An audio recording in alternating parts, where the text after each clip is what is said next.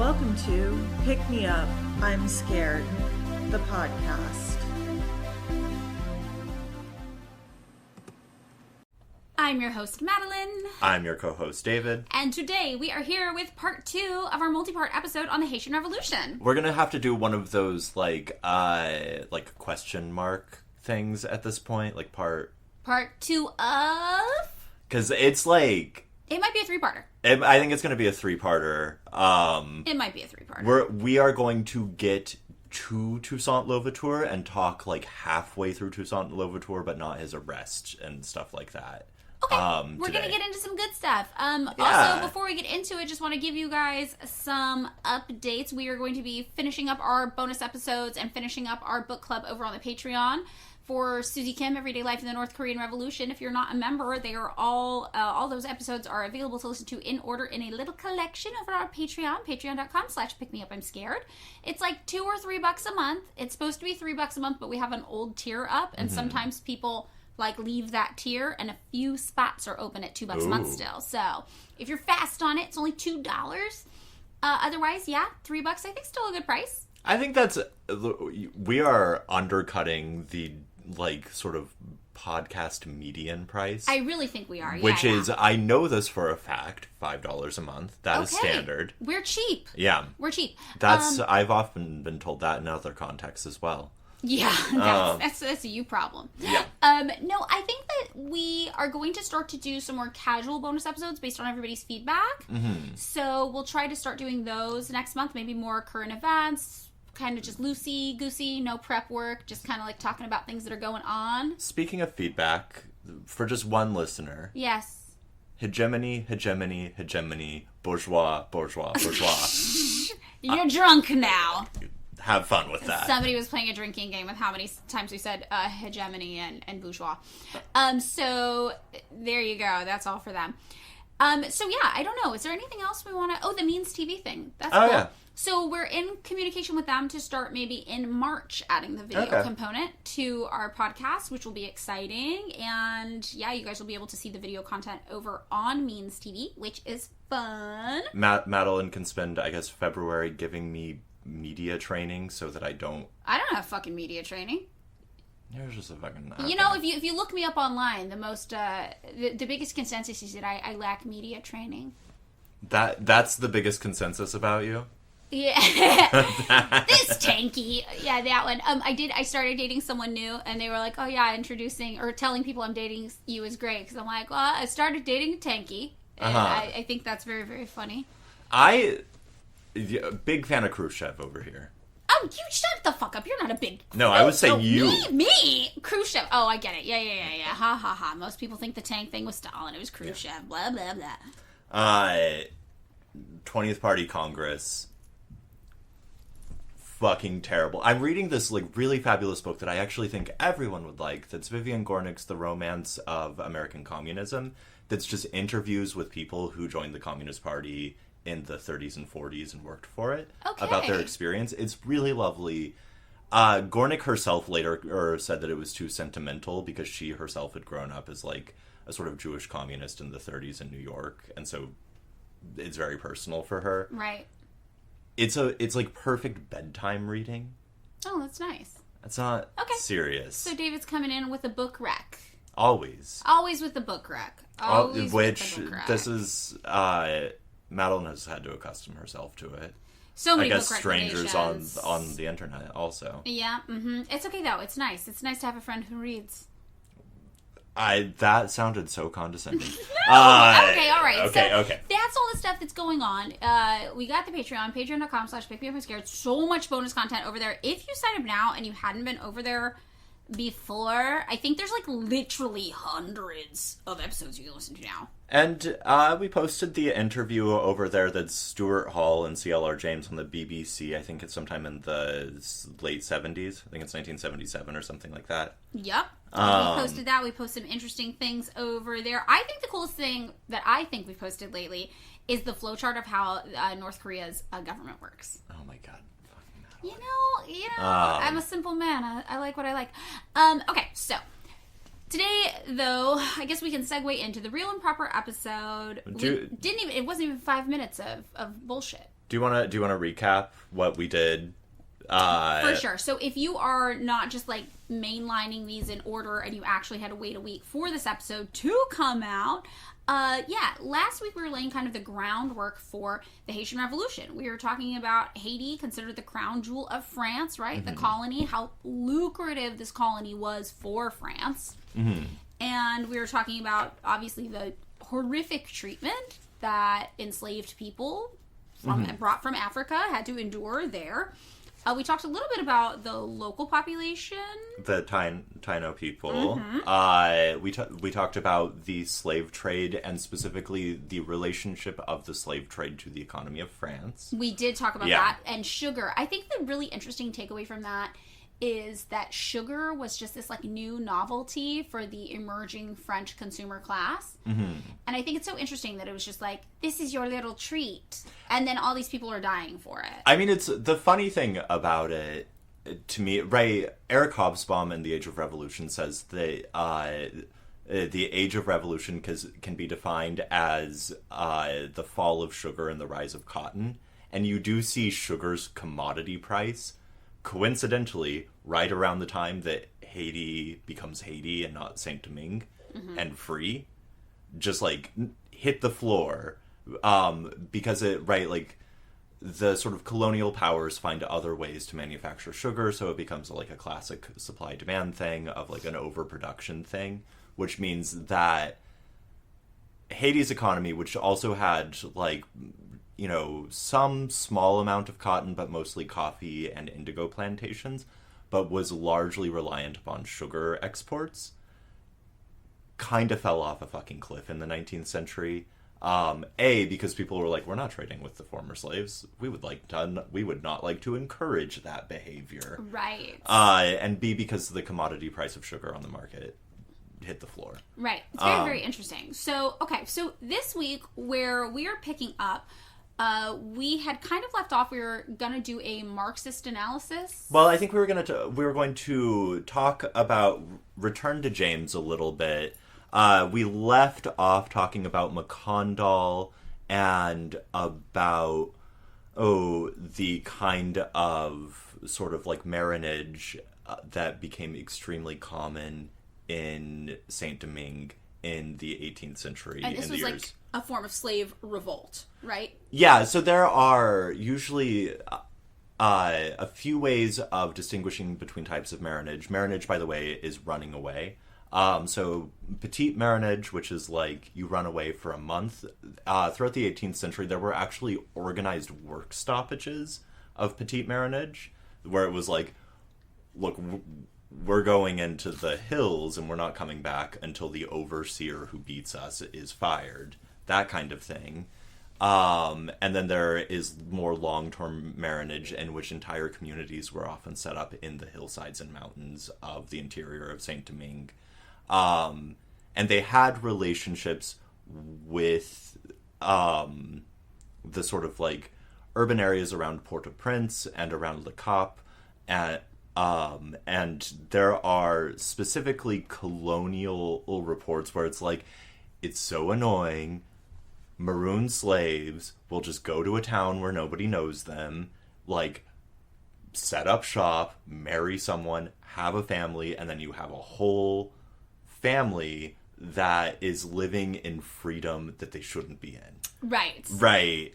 Yeah. Also, there were other forms of revolt at the hands of the enslaved people, too. Like, people would literally kill themselves to be like, you're not getting the labor off my body. Suicide was one form, as was poisoning the masters, poisoning other slaves to deprive the master of labor, abortion, because widespread sexual assault and rape of enslaved women was a problem and often used to produce children, which would also be enslaved. So, very, very wild stuff. So, it's bleak. This is what we know. This is where we're picking up again. The situation in Haiti, not yet called Haiti, then called Saint Domingue, was very, very bleak and abysmal, and the stories that you hear about the enslaved people there, you know, very similar to stories we hear about enslaved people throughout the Americas at this time. But yeah, it's not... The story of Haiti and why it's so interesting is because it's not a story of complete despair, you know? Mm-hmm. Like most stories about enslaved people, there's hope, and there's fighting, and there's standing up for yourself, and there's defense. And Haiti had this really, really, really successful slave rebellion. And so that's why we're talking about it, is because, you know, it's like a lesson in revolt, I think. Yeah, so in between the Makandal case and in August of 1781, insurrection took on a more violent, overt forms. Assassinations of whites became common, and within Le Cap, the white population began to notice insurrectionary sentiment among the black population. In Very cool. one instance, Moreau wrote of a maroon slave named Dom Pedro that he was dominating the minds of the blacks by means of performing mind tricks. He informed them that he would soon be free, and he had the slave drivers of each plantation whipped. And he would have the slave drivers of each plantation whipped, telling them that they could no longer flog the slaves in their charge, and moreover, that they would not be punished by their masters. Among the colonists, there was a common phrase, which the authors who talk about this, they're like, yeah, it was a common phrase to say, as happy as a slave on Galifette. And that seems ironic because Galifette seems like it had one of the highest mortality rates of any of the slave plantations. Okay, so that was a specific plantation. Yeah, Galifette. Another phrase was among French citizens, not in the colonies, was as sweet as Galifette, because Galifette became so identified with sugar because it was such a huge plantation that it was like a Kleenex or whatever. Yes, okay, right. Got it. It was like a household name.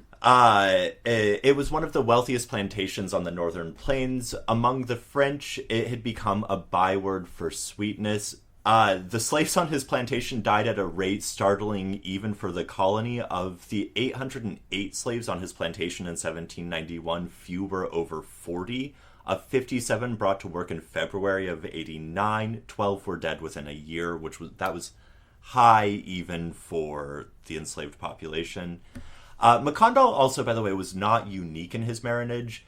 The maroon slaves represented a common feature of life in Saint-Domingue. A 1705 report describes the activities of maroon slaves in the south of the islands thus: they gathered together in woods and lived there, exempt from the service of their masters, without any other leader but one elected among them.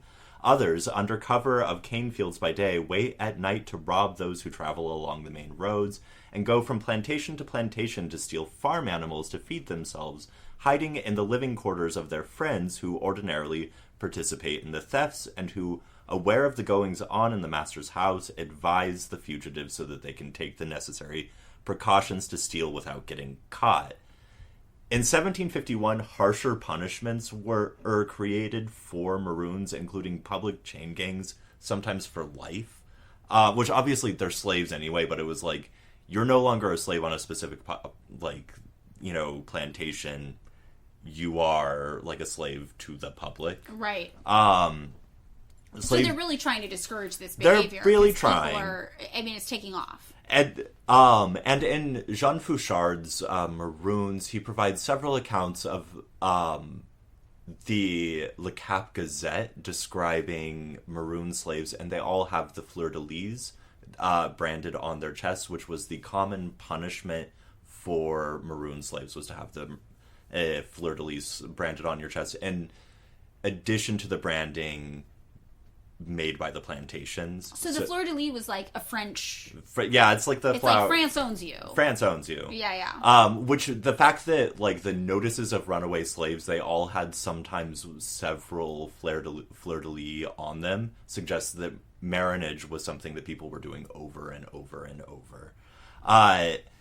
So at this point, also, the slaves from the different plantations were forbidden from assembling together, which they had often done in the sort of slave masses on Sundays in Le Cap and in Port-au-Prince and other cities, right? We talked about that a little bit in the last episode. That's right. That they would have like a day off, and then they would go and they'd set up shop and sell some things and talk to other people and talk to people who had been enslaved on other plantations. Yeah, and it's worth pausing to consider here to the degree to which, like, the very conditions of slavery kind of produce the conditions for the destruction of slavery, which is that it's like, well, you did kind of bring them all together. Right. And that's the thing you think about, too. You're like, okay, how many masters are there on this plantation, and how many enslaved people have you brought here? Yeah, I mean, if you think about the estimates, like, even including the free population of color who owned about 1/4 of the enslaved population. Right, I forgot about that. Which was about 27,000, and about an equal number of white plantation owners and merchants on the island. The conservative estimates of the slaves at the time ranged at about 500,000. Other estimates put it at about 1 million. It's significant. Right? It's like, I'm sorry, you did 50,000 people, of whom maybe 40,000 are directly a part of, like, the slave-owning class, trying to control a population that is between 10 and 20 times larger. Yeah. You're like, if you upset them enough, what do you expect? And the way that you are going to control them is through violence, right? Like, that's... Come on. Yeah. This is literally, the option is a violent revolt. In 1741, new measures to discourage marronage were instituted following a Maroon attack on the town of Mirebalais. Affranchis were forbidden from purchasing arms without the permission of the crown prosecutor, and affranchis were free people of color. Got it. They were further required to wear a badge giving their name and the specific nature of their enfranchisement. One estimate from the time, however, places the number of Maroons at about 3,000.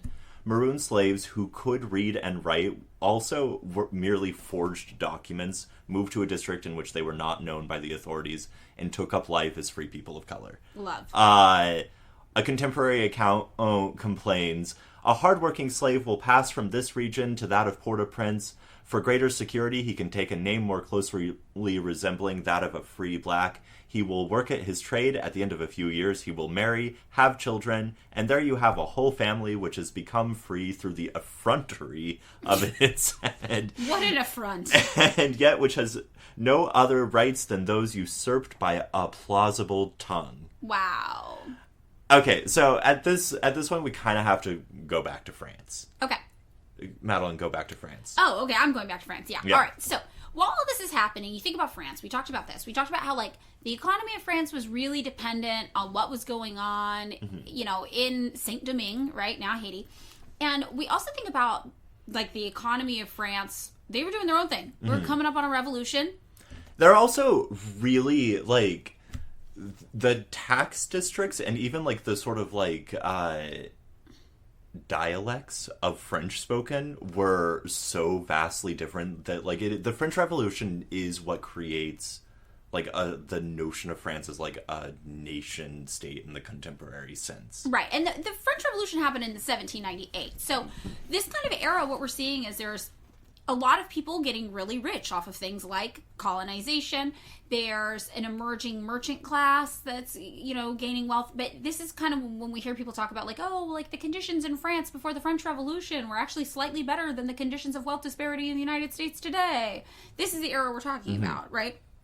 But this was, obviously extreme wealth disparity. The rich had a lot, the poor had not so much. So when you think about, like, how did the average French person feel about what they were doing in Saint-Domingue? Like, were they aware of it? Were they unaware? You actually did have some pockets of resistance among the French. You had some people who were like, I don't fuck with this government. I don't like what they're doing. I don't like the wealthy. I don't like this new emerging merchant class making money off these people. You had all sorts of range of political and ideological expression back home in France in regards to this. So Something significant that kind of pops up in France around this time, this is 1788, this is 10 years before the Revolution, is something called the Society for the Abolition of the Trade of Black People. So this was founded in Paris on February 19th of that year. And the whole idea here is that these are people in France who were like, we should not be enslaving people from Africa. Wait, so which, because there are different ways that it's translated, and generally speaking in the literature, my favorite of it is just, it's called the Friends of the Blacks. Yes, that's another one. It's sometimes called Society of the Friends of the Blacks. So this started in 1788, and it went up to around 1793, and we'll see there were some conditions going on as we approach the Revolution that kind of affected the maybe relevance and popularity of this group. But they weren't alone. They were actually inspired by a lot of other anti-slavery societies, some of which emerged here in the United States after 1783. Like if you think about the Quakers here in the United States, the Quakers historically very famously were opposed to slavery. Yeah. So they had a lot of organizations trying to discourage slave trade and slavery practices, especially in Pennsylvania. And, you know, the Society for the Abolition of the Trade of Black People, the Society of the Friends of the Blacks over in Paris, they saw what the Quakers were doing in Pennsylvania and the United States, and they were a little inspired by that. So the closest reference model they used was actually one founded in London, even, in May of 1787, which was just a year before, and that was called the Society for Effecting the Abolition of the Slave Trade. So these kind of groups are popping up all around these kind of imperial cores, right? Where people there are like, we are not into what our government's got going on. Now, the main leaders of the one in France that we're talking about, there was a publicist named Jacques-Pierre Brisson, right? And then there was a banker of Genevan origin named Etienne Clavier. So both of them had stayed for extended periods of time in Anglo-Saxon countries, and they had really kind of learned from those anti-slavery societies set up in London. They also were very, like, I don't know, they were kind of like fanboys, I guess, of the United States. Yeah, I mean, it's also worth noting at this point that, like, the United States had just formed, France had fought in that war and basically bankrupted itself fighting that war, which, like, right, the fact that the monarchy just fully bankrupted itself on, like, a plausible bourgeois revolution. Yeah. Must have pissed off, like, a lot of, like, liberal Republicans and not, you know what I mean. Yeah. In France at the time being like, so, like, we're gonna do that? Right. Yeah. So, we got these two guys there who are like, we like what's going on in this newly found United States. We like what's going on, you know, in England and London with these anti-slavery kind of movements. So they built this society up to function kind of like a philosophical society. So they had statutes, regulations, you know, they had kind of guidelines for the members, but they also acted like a pressure group or a lobby where they would try to materially affect the, like, rules and conditions laid forward by decision-making bodies, by legislative bodies in France. So their goal was to obtain legally the immediate abolition of the slave trade, basically. And eventually, the complete eradication of slave-based economies altogether. But they wanted to still preserve the economic system of the colonial plantations. That, once the revolution in Saint-Domingue gets underway, a lot of the friends of the blacks do come in for some shit, because people are like, are you seeing this? Are you, like... And, like, the sort of reformist tendencies, which anyone who has been hectored to support a Democrat, for example, or to push for gradual change for the conditions of oppressed people, might start to see some resonances. Yes, totally. So their kind of belief here was that, all right, we should slow down the source of the labor supply, meaning we should slow down bringing enslaved people from Africa so they wanted to stop our colonies. Slow down the trade. Yeah, they're like, let's just do a little less enslaving. And then meanwhile, while we do that, the slaves we do have, we're going to improve kind of their conditions. So that was their whole approach. And then, you know, this kind of got a little more popular. Their idea was that this would happen, then the system of enslavement would just kind of come to an end on its own, and we wouldn't see any major disruption to the economic structure. Mm-hmm. So this was their idea.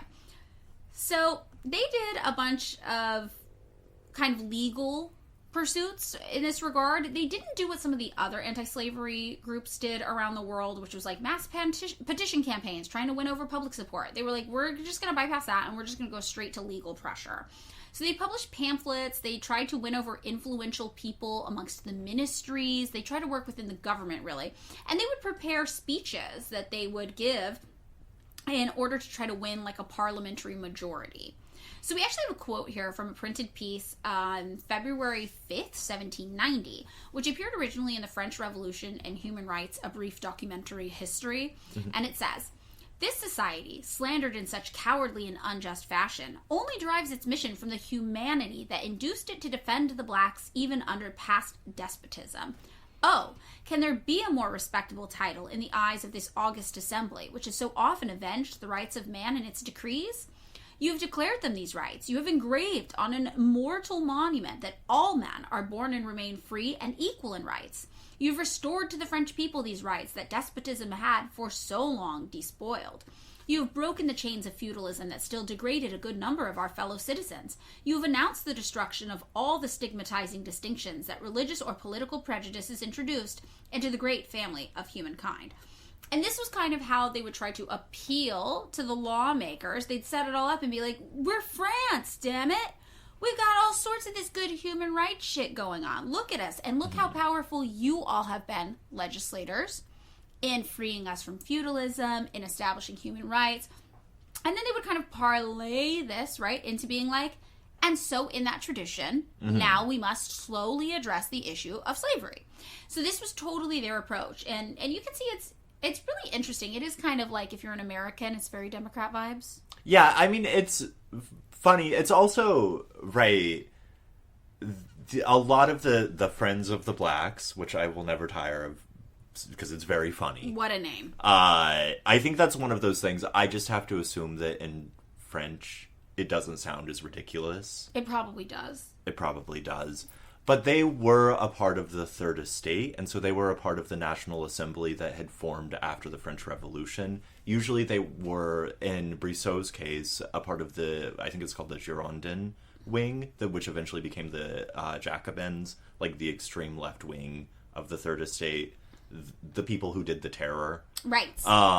As was Mirabeau, who was also in the society, right? It's like a lot of people who were a minority within the sort of National Assembly, which also, among the bourgeoisie, included 15 direct slave owners in the colony. Because remember, a lot of the planters were absentee, just like living in France. Right. They were there in France. So when they're trying to put pressure on these politicians, you know, a lot of them sitting in the room are slave owners. They're there, yeah.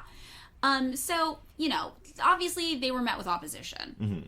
Right, there were other lobbies that were like, definitely not, what are you doing, we need this. There's one lobby, for example, called Club Messiah, and they represented the interest of some of those plantation owners of Saint-Domingue, and the merchants, also in the major port cities. Because remember, you have the slave owners, but they're not the only people profiting off of slavery. You also have the merchant class, the people who built the ships, the people who ran the ports, the people who had stores that sold sugar. And as we'll get to in a little when, right, like, it was extremely unclear once the National Assembly was convened after the Estates General was dissolved, how to do representation among the colonies, like whether or not to seat colonial representatives from Saint-Domingue and Martinique and places like that. And there is a little bit of three-fifths compromise bullshit that they try to do. But in any case, go on. So, you know, they would argue that, hey, if you change the system, it's going to cause mass economic ruin, entire regions are going to collapse, and there's going to be apocalyptic levels of social unrest. So this is really just like the counter-revolutionary playbook. This is what we hear. We hear this in the United States, too. Like, well, if you do all that, like, the thing I think about the most is the healthcare industry. How many people, when we talk about universal healthcare in the United States, are like, but what about all the people who work at insurance companies? That's a weird line. Yeah, it's a weird line. They can get another fucking Excel spreadsheet style job. That's yes, fine. But this is the same argument. They're like, well, if you get rid of the slavery, what about all the people who work at the ports or all the people who sell sugar? Like, oh my God. And then, of course, there's going to be huge levels of social unrest here in France, but also in Saint-Domingue. It's better for the slaves that they have this structure there. Yeah, this is also, you do start to get the sort of superstructural 18th Brumaire style narrative about black slaves, that they had been rescued out of Africa to be Christianized. Like, that comes out of this. Yeah. And it, like, right, so, you know, to make the sort of, like, Marx superstructural point, those justifications happen after the material conditions. Right, the material conditions create the ideological superstructure, not the other way around. Right, and then you justify them afterwards. Yeah. Yeah, I think it's really interesting. This is also kind of the same idea as like when we did our Kissinger episode and we talked about realpolitik. Yeah. It's like the same idea where it's like you don't want to go changing too much. Change means instability, and instability is bad for business. If I recall correctly from our Kissinger episode, the conclusion we came to was that Kissinger was making it up as he went along and was kind of bullshit. Yeah. And any, like, sense that, like, political figures had that he was some, like, insane, like, Rasputin Svengali figure who could just, like, read the tea leaves of global politics or whatever. Yeah. Was bullshit. Yeah, definitely. Was bullshit. Super bullshit. Yeah. I mean, but this whole argument is bullshit, that you can't change too much or everything will fall apart. We see that that is not the case. And we see also, sometimes you have to change a lot for things to be worthwhile enough to move forward. I have found, watching the Suddenly Alarmed, and I will say it is alarming hearing about the ICE raids in Los Angeles, like it is, and elsewhere, right? But like suddenly alarmed about farm workers not on, I'm just going to call it plantations. Yeah.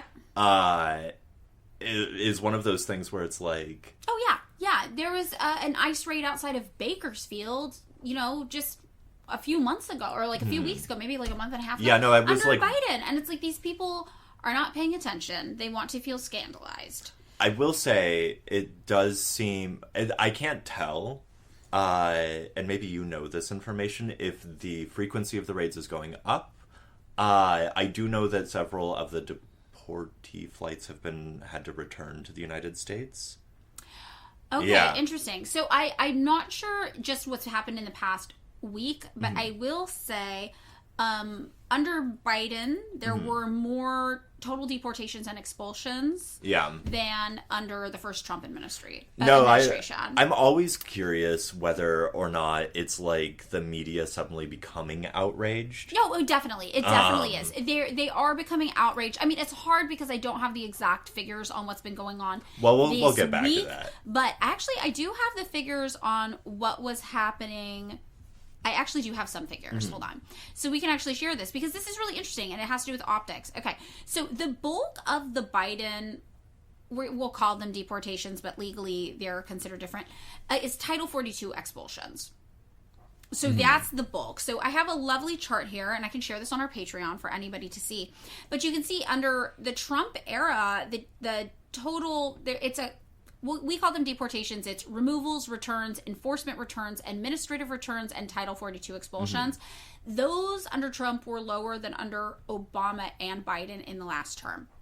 So I don't think we have data available yet to see what's going on with the current round of Trump deportations. But what we know is that the media was largely silent about what the Biden administration was up to. Except for the speaking to return to our topic, Kamala Harris. I'm now realizing I've forgotten how to say her name because I've forgotten about her. And so if I said it wrong, you're racist and deserve to die. I learned that from the internet. I don't give a shit. But when Haitian refugees were being rounded up by ICE border guards on horseback. Do you remember this? I do remember that. It was horrifying. Gave the very famous and misappropriated in very funny ways "Do not come" speech. Yes. She did. Yeah, no, this is true. And she also campaigned on increased border guard. She campaigned on finishing Trump's wall and doing it better than him. You know, it's very, very alarming. So the issue of immigration, obviously, here in the United States is a bipartisan issue. But it's true that some people only pay attention when the people they don't consider their team are doing it. And, you know, I think that that's really interesting. And a lot of that, there are parallels to, our topic here, how we view the idea of other, and specifically our relationship in the imperial core with the labor of others to sustain our lifestyle. Yeah, and I mean, I do think it is worth thinking of migrant labor, whatever the legal citizenship status, as a part of a sort of transnational, sort of like colonial or post-colonial imperium of the United States. And like, us being from the California Central Valley, this is something we experience. This is why it's especially upsetting to us when we're like, well, nobody cared when there were these raids going on outside of Bakersfield, because it wasn't sensational or convenient. But this is something that's been affecting immigrant communities who we have been exploiting to do our farm labor, especially, and other forms of labor all across the country consistently for decades, for my entire life. So we do have this relationship still to this day where we in the imperial core want to use black and brown bodies to do farm work for us at highly exploitative conditions, pay, practice in general. And we've talked about this before on the podcast. Yeah, we did the UFW episode. Right, where it's like a very common liberal kind of cry is like, well, we need them to do the cheap labor. And you're like, we need none of this. That is the reformist approach, which is that we need them to do the cheap labor because they help us. And that's kind of what we see with these opposition movements going back to the Haiti situation, who are like, we need the slaves to do the cheap labor for us. Don't you love your quality of life? Yeah. Because what if it went away because we undid slavery? So these were kind of the people like Club Messiah who were operating in opposition to the Society of the Friends of the Black, who were trying to do this kind of legislative change. Even though, again, we will say, it was not a revolutionary organization. It was a slow, kind of moving, reformist group. But yeah, so the society was the supporter also of this group in Saint-Domingue called Free Peoples of Color. And they were there trying to overturn segregation laws and also gain equal political rights with European settlers. They were considered more radical than the traditional position that the Society of the Friends of the Blacks had taken on. But again, this was a society full of free people of color, right, in Saint-Domingue, what we call now Haiti. So even that, though, alienated some of the less radical members of the society, and a lot of them ended up leaving. Yeah. And membership numbers began to kind of dwindle, and then also the society started to get used as like this boogeyman to like scare people of the colonies, being like, oh, they want to ruin everyone's way of life. So they would try to scare plantation owners, just people living in Saint-Domingue. Also, they would try to use it to scare free people of color or enslaved people even. They'd be like, you don't want what the Society of the Friends of the Blacks are advocating for legally back in France is going to change everything here. And change is scary because what if change is worse? Yeah, it's, you have to imagine granting, and, like, I hope we didn't dwell on it too much, but, like, the cruelties exacted on the slaves. Oh. That wasn't very effective. Horrifying. So, you know, the group kind of gained some followers, lost some followers over the years, until eventually those two founding members we talked about died, and the influence of the society really began to wane. And we think of their work as kind of coming to a close around 1793, which was just 5 years before the French Revolution. Well, okay, so I feel like it's worth talking about some of the political economy and how that was changing and intersecting with France. So, as I mentioned earlier, France had basically, or the French monarchy had basically bankrupted themselves because of their involvement in a series of wars of territory with Britain, and because of like an extremely otiose administrative structure that favored giving government positions to the aristocracy over the nascent bourgeoisie. And so the bourgeoisie was really pissed because they were like, dude, you gave all the cushy jobs to some rich asshole who doesn't know what he's fucking doing. I'm a fucking slave owner. clip that. Right. I'm a slightly less rich asshole who I think works for it. Does not work for it. Yeah, this is as a contemporary example, this is like Mitt Romney being like, I'm a fucking jobs creator. What the fuck are you shithead? I don't know. Like Barron Trump or something? Yeah, you like, who the fuck are you, Barron Trump? Like, right. You've done nothing, right. So among these was a guy named Anne Robert Turgot, who was the finance minister under Louis XVI, and he was like really, really, really pushing for like, look, we're going to do free trade. We are, because remember, the French Revolution starts as a bourgeois revolution. Yes. Right? The mass movement comes later.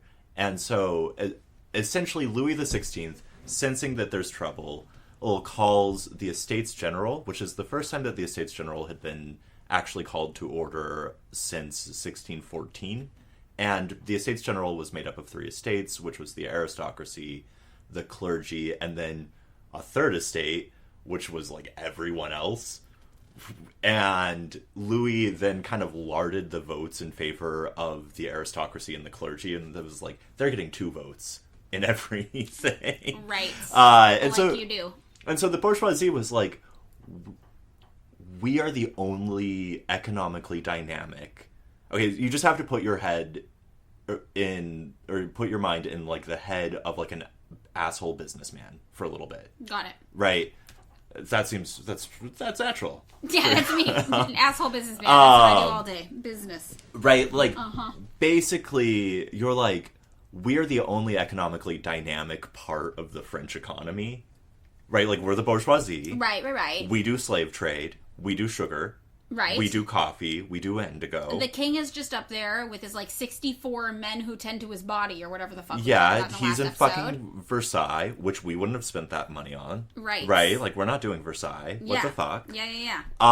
So Turgot was like, let's get rid of the exclusive, which we talked about last week, which, if you recall correctly, meant that French capitalists in the colonies had to exclusively trade with French people in the metropolitan core. Trade protections. Yeah, it was basically trade protections, but that also meant that they had to have their sugar refined in French ports, which meant that they could that the French ports could charge exorbitant rates for refining sugar. And obviously, the French in Saint-Domingue and Martinique and elsewhere in the French colonial holdings were sort of trading in the black market with like British people and Spanish people, right? Santo Domingo, the modern day Dominican Republic, was right fucking there. Right. So Louis calls the Estates General. Nothing really happens, or like they can't come to any solution that won't fuck up the king's power, because like everything is like, do free trade, don't do Versailles, you dumbass. Eric Hobsbawm writes that the French Revolution began as an aristocratic attempt to recapture the state, and this attempt miscalculated for 2 reasons. It underestimated the independent intentions of the Third Estate and overlooked the profound economic and social crises into which it threw its political demands. And so we know the tennis court oath happens, in which the Third Estate, this is in 1789, they're like, the king is saying we have to disband. We're not fucking disbanding. Fuck that. We're here. We're going to meet wherever the fuck, we have to. And so that kicks off, like, the first phase of the French Revolution, which you can kind of see as, like, 4 or 5 different actual historical events, where you get, essentially, the bourgeoisie being like, rah, we're gonna, like, actually reform the economy to be like, we're Mitt Romneying that dumbass thing. So this is also based off of all of these sort of, like, philosophical ideas. Like, they're really informed by, like, Diderot and Voltaire and all of that liberty, equality, fraternity shit.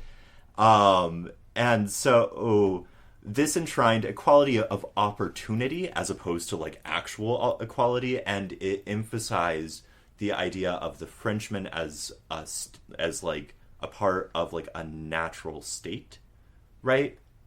So it creates a sort of like national identity for the first time in the Declaration of the Rights of Man. It provides, though, for social distinctions if, quote, only on the grounds of common utility, private property. What do you think they think of private property?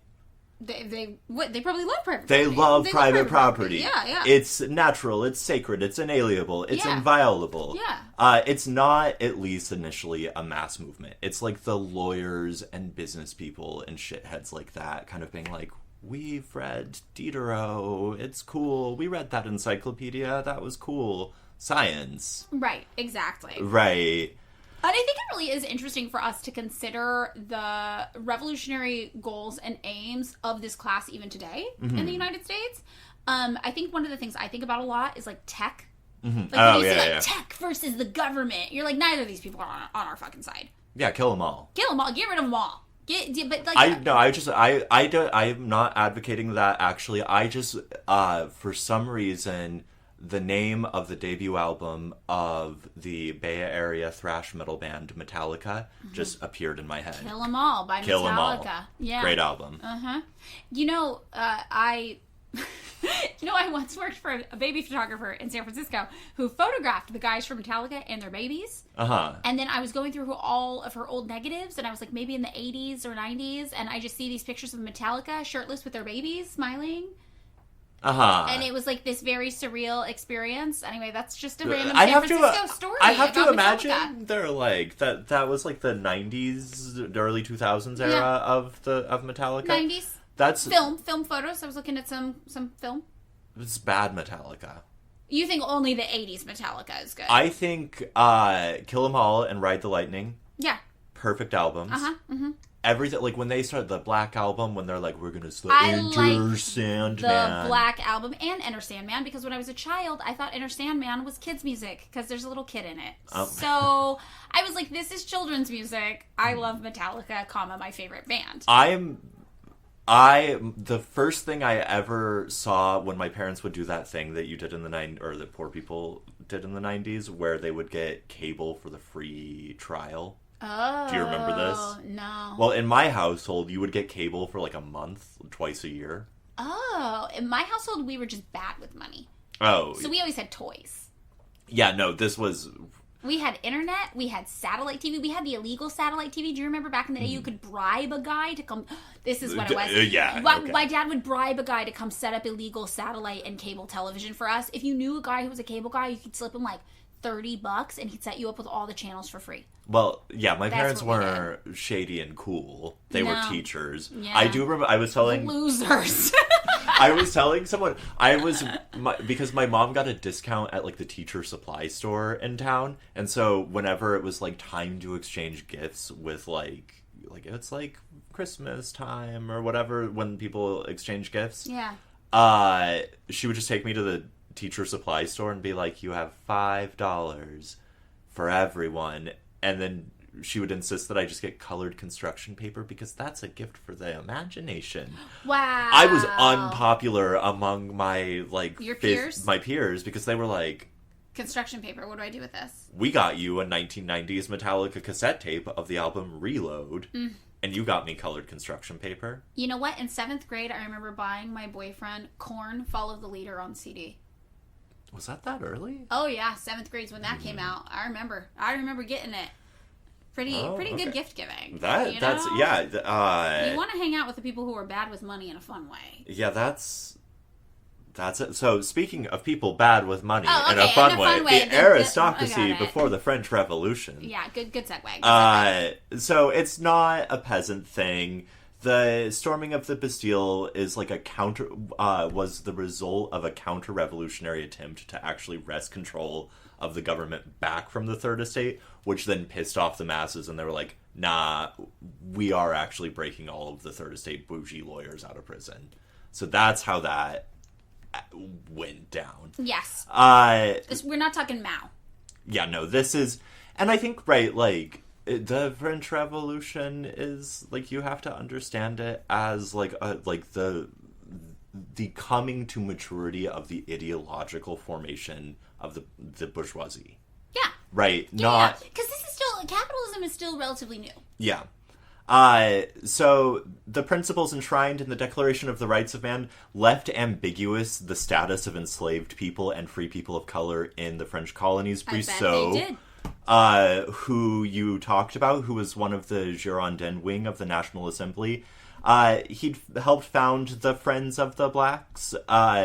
In a declaration written at the Society's founding, he wrote that greedy calculation made it seem useful to sell the product of sweated labor of numerous slaves without having to pay them, to have to hand out only threats and punishment, that people easily persuaded themselves that this slavery was a law of nature that condemned some men to serve others like domesticated animals, and that it was justified by the difference in skin color. In contrast to this sort of ideological illusion, and I should point out, one of the things that does come out of the French Revolution, the word ideology. Oh, really? Yep. Oh, I didn't know that. And it also has, like, this weird dual meaning that you can kind of see in the Brissot quote, where, right, on the one hand, ideology, like, is, like, the illusion that covers a sort of noumenal reality. Like, it's all your false impressions. Mm-hmm. That's like, oh, that's just ideology, right? Like, that sense of, like, you're just a Democrat, you're just a Republican, you're just a whatever thing. You know what, we see this a lot. People sometimes are like, oh, you're, like, so committed to ideology, you don't do praxis. That is true. Sometimes. What about you specifically? Oh, me? Yeah. Who are we talking about? What? I don't know. We could General who? We could do a struggle session right now. I could do some self-criticism. Yeah, I okay. can do that too. But no, so right, like, and you can see it in Brissot. So there's like this twin meaning, but the other meaning is like the true ideology of like liberal republicanism, which is like based in science and based in like a natural law philosophy, right? So you get this like weird thing where like the history of ideology, which is itself, you know, really interesting, is sort of like shadowed by these like twin definitions as like the lie that exists in your head and like the truth that exists in your head. Mm-hmm. Anyway, weird segue. That's the philosophy brain coming out. Yeah, there's a great, I can't remember, it's a Stuart Hall essay. We got a philosophy bro on the podcast for a reason, David. That's why you're here. You're here to be our token philosophy bro. Yeah. So the people at home don't have to befriend one of their own. It's DEI. Philosophy bros. For philosophy bros. Right. I'm really the one putting up with the most. Yeah. I'm God's strongest soldier. You are basically the HR department of every tech. I don't know, like whatever they I don't understand the DEI thing. That seems. I know. I don't fully understand. I mean, I know some people are like, "Fuck that, we're not changing anything," and then some people are like, "Yay, thank God! Now you can just hire a bunch of white guys again." And it's very, very that doesn't. interesting. I mean, you know, you could the liberal argument granting pay disparities would be like, dude, if you want to save some fucking money. Oh wow, it would be. That was an edgelord joke on your end too. Was it? It was pretty edgelord. But it's true. It's true. I mean, granting pay disparities. I'm just saying. No, you're right. Granting pay disparities. That is like right, like the like weird fight within the sort of like Trump MAGA bullshit assholes between like the like tech shitheads who are all into their H-1B visas and the like we just want to be racist shitheads. Right. Was entirely right, like we can get cheaper labor if we import immigrants for tech. Yeah, or from specifically South Asia. Right. But there's also, I think, probably a localized argument of that. It's like, well, if we just hire a bunch of black women who are paid less than white men because of racism, we're going to save money. Yeah, I mean, like, right, that's like That is the liberal, pro-capitalist kind of argument about everything. It's the same argument about why they want immigrants to come here, to be basically our low-paid, exploited servants, to pick all of our fruit for us. Yeah. Yeah. That, same argument. Interesting. Okay, anyway, continue. Sorry. So, the people in Paris were writing letters back to Saint-Domingue, and they were a little freaked out by everything that was happening, because they were like, this republicanism, listen, I know it's just rhetoric when they talk about, like, the, like, Declaration of the Rights of Man and, like, universal rights and natural rights, and it's not going to impact the slaves, but it kind of sounds like it's going to impact the fucking slaves. Right. So a letter written from Paris at the time by the deputies of Saint-Domingue warned of the potential impact of the ratification of the declaration, in all quotes, or in all capital letters, people here are drunk with liberty, the letter complained. A society of zealots that has taken the name Friends of the Blacks openly attacks us in its publications. It is waiting for a favorable moment to create an anti-slavery explosion.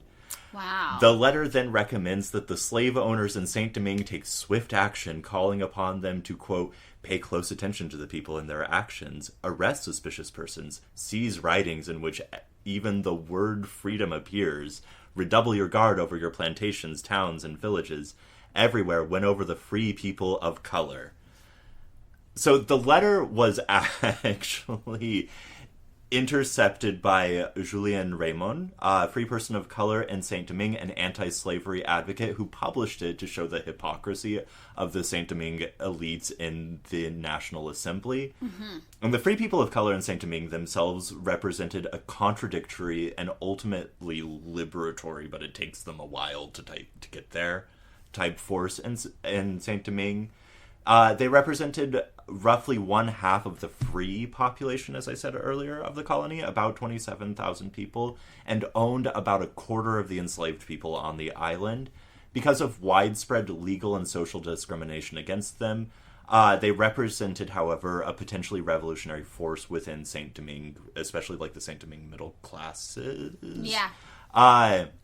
So this would obviously replicate what we saw going back on in France. Yeah. Yes. Immediately following upon the ratification of the Declaration of the Rights of Man, a reform program drawn up by the free people of color in Paris under the name Society of American Colonists was published, demanding among its articles that the Creole freedmen, so that is black free people in the colonies, as well as their children and posterity, must enjoy the same rights, rank, prerogatives, freedoms, and privileges as other colonists. To this end, the Creoles of color demand that the Declaration of the Rights of Man proclaimed in the National Assembly apply both to them and to the whites. Mm-hmm. How do you think this is going to go? I don't think it's going to go well. No, I don't think they're going to like it. It further demands that the National Assembly be requested to admit the deputies of the free citizens of color proposed to elect, and to order that in future the whites, together with the free citizens of color, will participate in primary municipal and colonial assemblies. And you got to imagine, so the white plantation owners and like merchant class who lived in Saint-Domingue, when they initially heard about the convening of the Estates General under Louis XVI, they were like, oh, cool, we're going to set up our own, like, little assemblies. We're going to do republicanism. Right. But for us, no one else. Right. Yeah. And so the free people of color were like, yeah, we'd actually kind of like to, like, have a role in governing. And they're like, no. No. Absolutely not. So you got to notice what they didn't demand. The freedom for enslaved people. Yeah. Yeah. So they were simply demanding that they be included in the power structure of the colonial administration. This is a very, like, if you don't have a seat at the table, you're on the plate. Yes. Yes. In October of 89, a delegation of freemen of color, including Raymond and the very wealthy black Creole merchant Vincent Auger, demanded inclusion in the National Assembly formed by the Third Estate. One planter of the club Messiac, however the fuck you say. I called it Messiac, but, you know. It's that one. We're talking about the same thing. And butchering the French language is the least that we can do today. Cautioned in favor of their inclusion. Quote, let us avoid the arrogance and rigidity that destroyed the French aristocracy. So basically the bourgeois class in France is like, we saw what happened to the rich people when they gave people with less power a little authority. You put them under a fucking guillotine. Right. We're not fucking doing that. Oh. I mean, I can't say it's not smart. I mean, you're already in the pickle. If you're already in the pickle and everyone hates you, and then you give them the power to kill you about it, I think, like, they're gonna kill you about it. The thing is, right, like, and this is, Condorcet, Robespierre, like, you know, some of the figures that we associate with, like, the left-wing Girondins and Jacobins. Yeah. Right? Like, the people who were, like, you know, as we'll talk about in a moment, sometimes advocating for the violent revolt of the slaves. Yes. Right? So, like, the very, very far left wing. were the only people who actually bought any of the rhetoric. Like, they were naive about the sort of philosophers. Like, they actually thought that, like, the Declaration of the Rights of Man and, like, all this shit about natural rights would actually include people that you wanted to enslave. Yeah, like, they were like, we're not going to be hypocrites. Right. And everyone else was like, we are. We very much are, and the way we'll do it is by dehumanizing them. Yeah, and we'll say that we're, like, they, in a way that gets reproduced over and over throughout the 19th and 20th centuries, not just in Haiti, but in the entire colonial world, they're just going to do a secularized version of the Christianizing bullshit, where they're like, we gave them Christianity, and so, like, we're going to raise them up, but in the meantime, can't they fucking work on our sugar plantation? Right. So members of the Club Massiac rebuffed the National Assembly, or rebuffed the reformist impulse, and managed to isolate the reformers, arguing that the impulses of the revolution had to be adapted to the political economies of the colonies in order to preserve the racial hierarchy. Boissier, a wealthy planter and member of the club, wrote in a pamphlet that there can be in Saint-Domingue only slaves and masters. That's the only way that society is going to function. And I think that says it. Yeah. So Mirabeau, one of the liberal bourgeois members of the assembly and a member of the Friends of the Blacks, protested that the number of people that... So this is the 3/5 bullshit that they were doing. So the Club Massiac people tried to seat 20 members. Okay. In the National Assembly in Paris. Okay. Right. And they're going to do bigot math? Mirabeau was like, that 20 members, based off of the size of the assembly, is based off of counting all the slaves as people. Bigot math. Bigot math. We're doing bigot math. So then they're like, are the slaves people or not? Yeah. So Mirabeau was like, you actually only, like, based off of the people, should only get 4. Because you're not counting enslaved people as people. Yeah. And Mirabeau wins. He's like, you guys get 4. And this is exactly how we ended up with the 3/5 compromise in the Constitution here in the United States, right? Yeah. It wasn't that we wanted to throw enslaved people a little bit of a bone and be like, you're almost a human, sweaty. It was literally for voting rights for states that had a lot of slavery. So Raymond and Auger, meanwhile, their proposal for political enfranchisement for people of color, it's really intended to preserve the institution of slavery by being like, you guys got to get over your racism and think about slavery as an economic institution. Right? Like, their math is so weird. Or, like, their sort of, like, ideological position is, like, an extremely complex one to think about. But what they're essentially saying is that having all of these contradictions built into the social structure of Saint-Domingue because of the weird racism and hypocrisy means that, like, you can never deal straight with the institution of slavery, right? Like, you have to deal with it as this, like, sort of, like, obfuscated ideological construction. Right. Right. Yeah, that makes sense. It also makes sense in the context of us talking about, like, the material conditions being, like, the driving force, and then your justification for things coming afterwards. Yeah. Right? That's kind of, like, replicated here. Yeah, right? And, I mean, it's weird, because, like, right... Obviously, I think Auger and Raymond, not a great position to be in for that, like, ideologically, right? I think that, like, if you're like slavery, yes, they are they are clear-eyed about it. Like, they understand what the institution is. It's honest. It's honest evil. It's honest evil. No, this is the same thing. I was actually telling somebody this story the other day where it's like, the only Republican the only conservative man I've never been able to adequately argue with is my mother's father. Uh-huh. And the reason is that he is ideologically consistent. And I might think his ideology is morally bankrupt, but there are no logical inconsistencies in it. Yeah. It is very consistent. He is like, I just care about me and the people who live in my house. And I'm like, well, what about other people? And he's like, I assume they have people living in their house who care about them too. And I'm like, Jesus, man. And I'm like, so somebody who doesn't live in your house, they're on the street dying, you don't help them? And he's like, no, not my team. My team's people in my house. And I'm like, this is so evil to me, but you can't argue with it. There's a clear, logical consistency he came up with to guide and live his life. And it is really interesting because there are a lot of people who will attempt to, like, obfuscate the evil of their ideology and their ethics and their morality by coming up with all these bizarre justifications for how it's different or it's not the same. But then every once in a while you get somebody who's like, nah, fuck it, I'm doing evil, and here's how I'm making it work in my head, and you're like, shit, I think this is bad. I mean, that is... But you can't argue with it.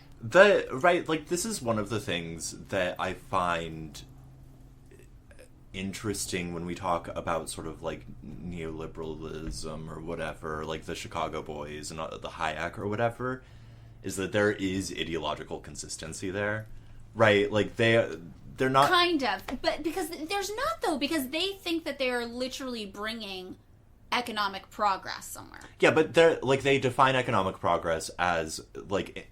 I mean, it's circular, right? Because it's like, economic progress is economic freedom. What is economic freedom? Economic progress. Right. But I guess you are right. And then they're like, well, if some of your people have to die in the pursuit of this, that's just how it goes. Because the good economy is the one where there's the most freedom. Right. So this is the freedom to die now. Yeah. So there is an element. I do see where you're coming from with that. Yeah. So it is really interesting, though, watching people...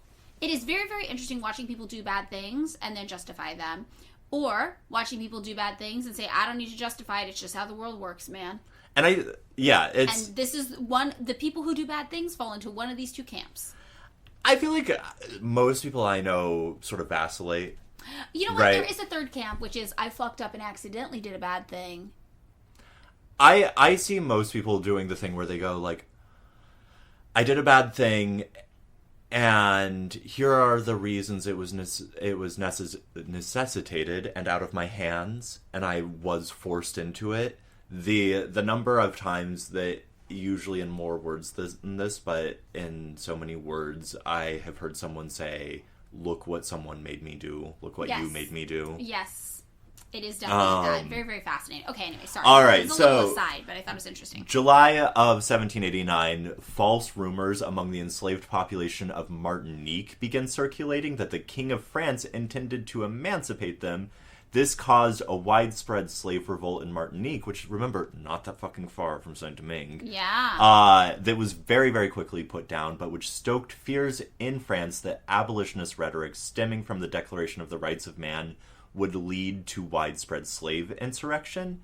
At Le Cap in 1790, the planters began organizing assemblies explicitly excluding, again, I really hate this word, but it is an internal word that was used for distinctions of race at the time. Okay. That I do not agree with. Mulattoes and free people of color. Yes. Okay. In France, a committee was formed to address the question of colonial representation, which settled the question in favor of the racial hierarchy of the colonies, giving almost unfettered control to the white population in Saint-Domingue. A March 8th decree gave full legislative powers to the colonial assembly, and a March 28th decree made Saint-Domingue basically a federative ally rather than a subject of the French government. So they're basically saying, you guys handle your own shit. By July, the exclusive was effectively repealed, and Saint-Domingo ports were open to free trade. The governor of the colony, in response, issued a decree, because remember, the governor's like a royalist. He was appointed by the king. And now the Third Estate's like, hey, free trade. Yeah. And he's like, what the yeah, he's like, no, this isn't my shit. I make my money from the exclusive. That's how you're attacking my purse. So the governor's pissed. He issues a decree condemning the March 28th decree. Everyone's confused. Everyone's decreeing shit. It's fighting with each other. So what this amounts to is that there are all of these fucking internal divisions within the power structure of Saint-Domingue, which made governing the colony effectively, at least, nearly impossible. On the one side, the royalists consisted of those in administrative roles and those in the military. Ranged against them were the wealthy planters and merchant class, who welcomed the end of the exclusive and increased economic independence from France. So meanwhile, there's like the most extreme of the abolitionists. Okay.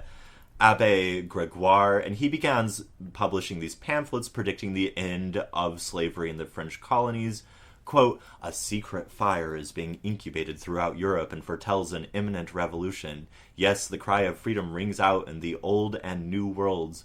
Only an Othello or a Padre Jean. By the way, this is that Don Pedro guy. The one who was speaking in tongues and, like, riling the slaves up earlier. Yeah. Okay, he's referring, he's, like, Frenchifying that. Okay. Is needed to awake in the soul of the Negroes an awareness of their inalienable rights. Seeing that the mixed bloods cannot protect them against their despots, they will perhaps turn their blades against everyone, and a sudden explosion will cause their chains suddenly to fall. And who among us will dare to condemn them? So he's got it. Yeah, I mean, he knows. The closest you're going to get among the sort of French revolutionary, like, in France type motherfuckers, who's like, I actually side with the dispossessed here. Yeah, he's right. he's like, this is inevitable. This is what's going to happen. Like, and I'm not going to be mad when right, it does. I'm not going to be mad, yeah. So Vincent Auger, meanwhile, that's that wealthy planter who had been one of the Free People of Color representatives in Paris. Yes. So he conceives of this plan to return to from France to the colonies to force the colonial assembly by arms, if necessary, to accede to the demands of the Free People of Color for representation in the colony. He arrives in Dondon. He planned to lead an armed force of the gens du couleur. Basically, it's like the... remember from the first episode on this topic that the Free People of Color were forced to serve in, like, the colonial military and the colonial police. This is them. Okay. To Grande Riviere to capture the city and demand representation. The assembly sent a force to defeat Auger, and he was arrested and was sentenced to death, and he and his brothers had their bodies broken on the wheel. Wow. Carolyn Fick elaborates, as a reminder of the written and unwritten laws of white supremacy for all to see, their heads were cut off and exposed on stakes, Auger's head on the road leading to Dondon, and Chauvon's, his brothers, on the one leading to Grande Riviere. Wow. So, Gregoire's pamphlet, the, like, who would blame them guy, is immediately condemned as, like, this is why all of this shit is happening, and he's burned in effigy throughout France and throughout the colonies, because people are like, this guy's fucking stirring shit up. Stirring the pot, yeah. Right, what the fuck is this? Okay. So, August of 1791, the slaves on the northern plains start conducting a series of nighttime meetings. On Sunday, August 14th, 200 slaves gathered on the Lenormand de Mazie plantation in a parish called Morne Rouge, which included the Galifet plantation. The classic examples which were written in the mid-19th century about this all do it was a dark and stormy night. Okay. Here. World building.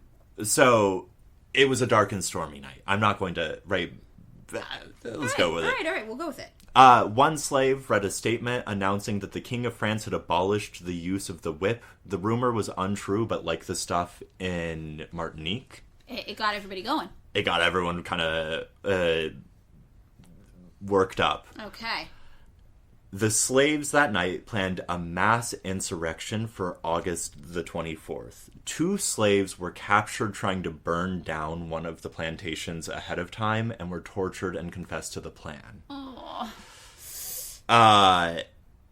Instead of aborting the plan, the slaves started a week early.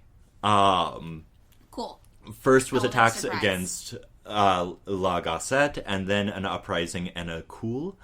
A week before the insurrection, Boukman, who had worked as a coachman and was a religious leader, led a voodoo ceremony in the woods of a place called Bois Cayman, beside a woman with, quote, strange eyes and bristling hair, in which he proclaimed the following: "The God of the white man calls him to commit crimes. Our God only asks good works of us. But this God, who is so good, orders revenge. He will direct our hand. He will aid us. Throw away the image of the God of the whites, who thirsts for our tears, and listen to the voice of liberty that speaks in the hearts of all of us." The assembly drank the blood of a stuck pig. This is cool. This is the stuff we're talking about when we talk about Cedric Robinson. Yeah. How he's like, you can't really divorce the cultural and spiritual right practices of the people, right, from the revolution. It's one and the same. And so Bookman was an African-born slave, and the proportion of African-born slaves, right, the sugar trade in Saint-Domingue in the years leading up to the revolution was actually in a boom, which meant that they were importing more African-born slaves into the colony than ever before in the years directly leading up to the revolution. So all of a sudden you get a bunch of people who are like, we have ideologies completely different from this shit. Right. We have inborn senses of personal dignity and self-respect. Because remember, when they used to bring people over, like new slaves, they used to set them up with somebody who was from where they were from to be here's how your life is now. Welcome to your new life. But you get a bunch of people who are like, this is not life. This is not how life is supposed to be. We have memories of what things were like that are not that, and we're going to fight for them. Not that the other enslaved people weren't fighting for it. Right, and remember, like, the large population of marooned people, which included a lot of Creole people. Remember the poisonings, the suicides. Right. There's been resistance. Resistance is right. But the resistance is more acute right now. One, because you have the large influx of people and from a different place who have not been broken down yet, and you have the French Revolution messing up everything.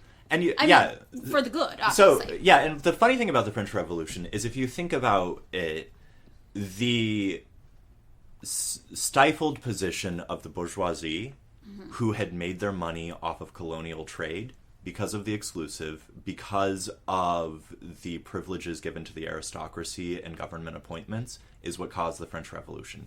So the conditions, the wealth created in Saint-Domingue, caused the French Revolution. Right. Like, I mean, and elsewhere, right? And the ideological sort of consistency of the French Revolution created the hegemonic, sorry to the person who's... drinking game. Presumably passed out on the floor right now.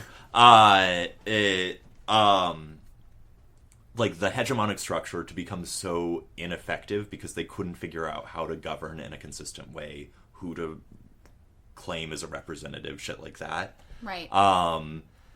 Created the conditions at the top for the slave revolution.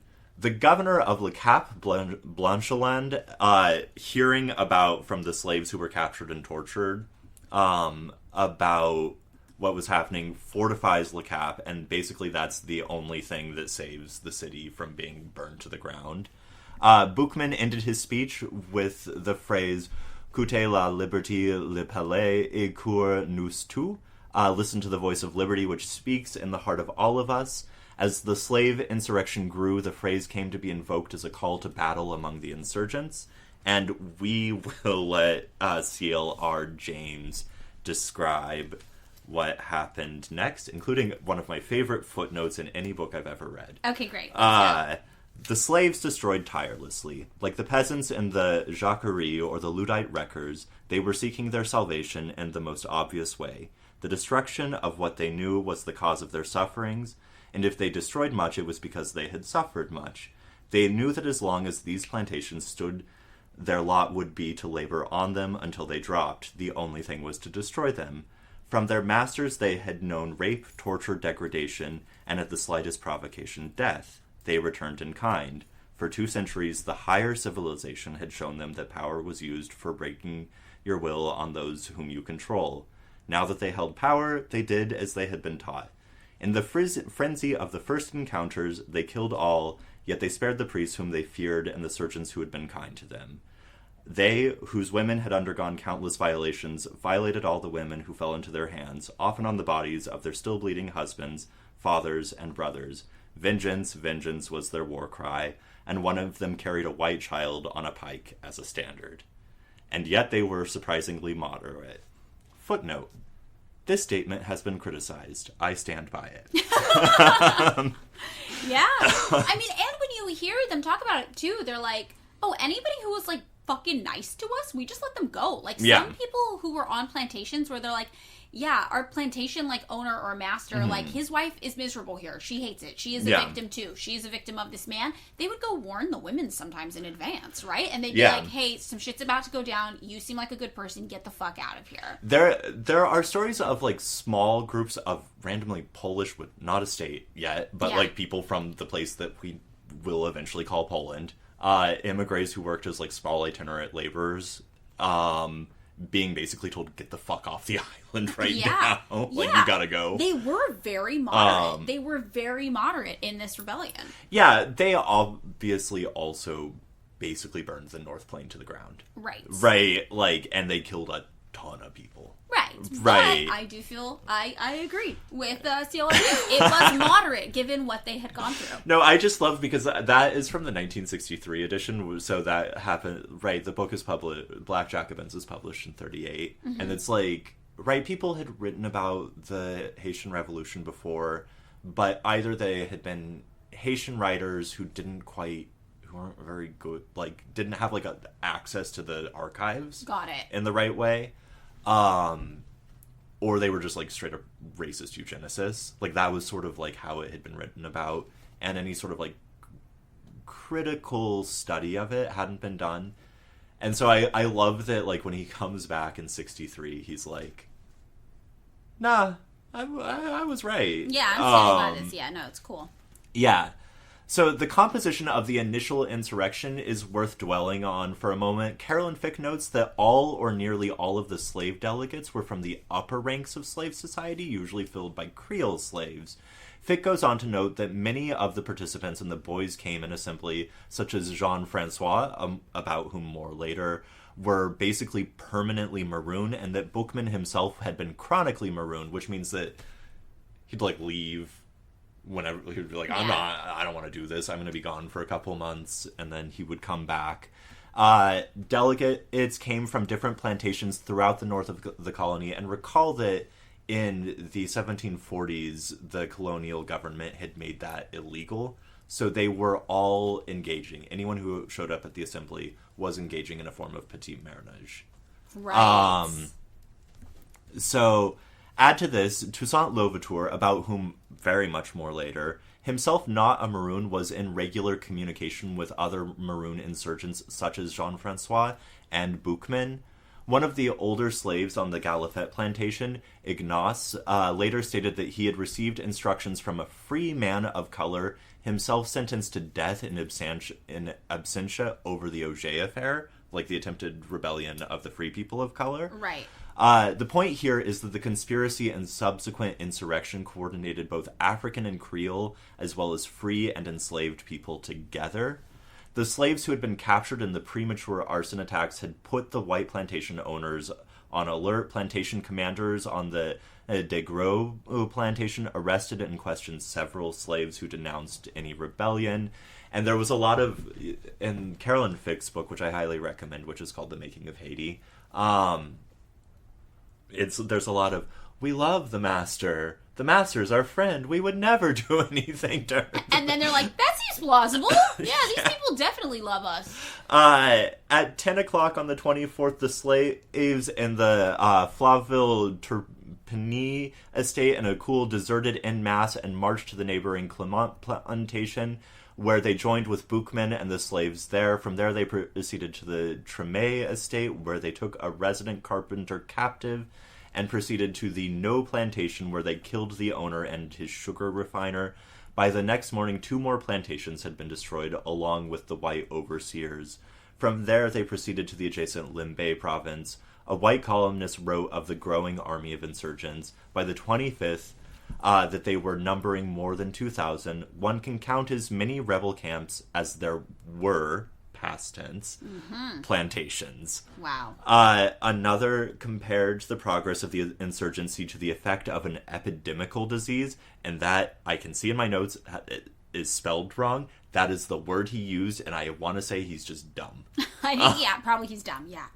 continuing that in a few hours that immensely rich and flourishing country exhibited one vast scene of horror and devastation. Wow, it's so interesting, because when I hear this, I'm like, this is so inspiring.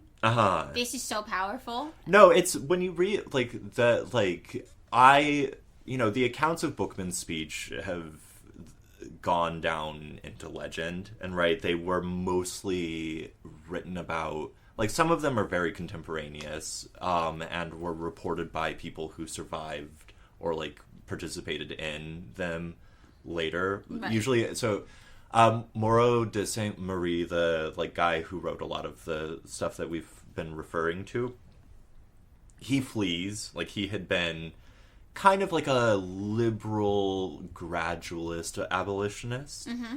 And he fled, and he comes back, and so a lot of the reports come from his notes, but he was talking to people who were, who had participated in the whole thing. As they proceeded through Port Margot and the adjoining districts, the insurgents made sure to destroy not only the fields, but also the refinery equipment and manufacturing equipment, destroying every material manifestation of their existence under slavery and its means of exploitation. Also on the 25th, as insurgents attempted to invade Plaisance, they met with their first armed resistance. The planters there managed to briefly drive them back to the Limbe province, where they divided themselves and redoubled their attacks. This time they were successful and razed to the ground dozens of plantations and established military outposts. So that's the other thing, which we're going to get into in a moment, which is the organization of the whole fucking thing. Okay. Right.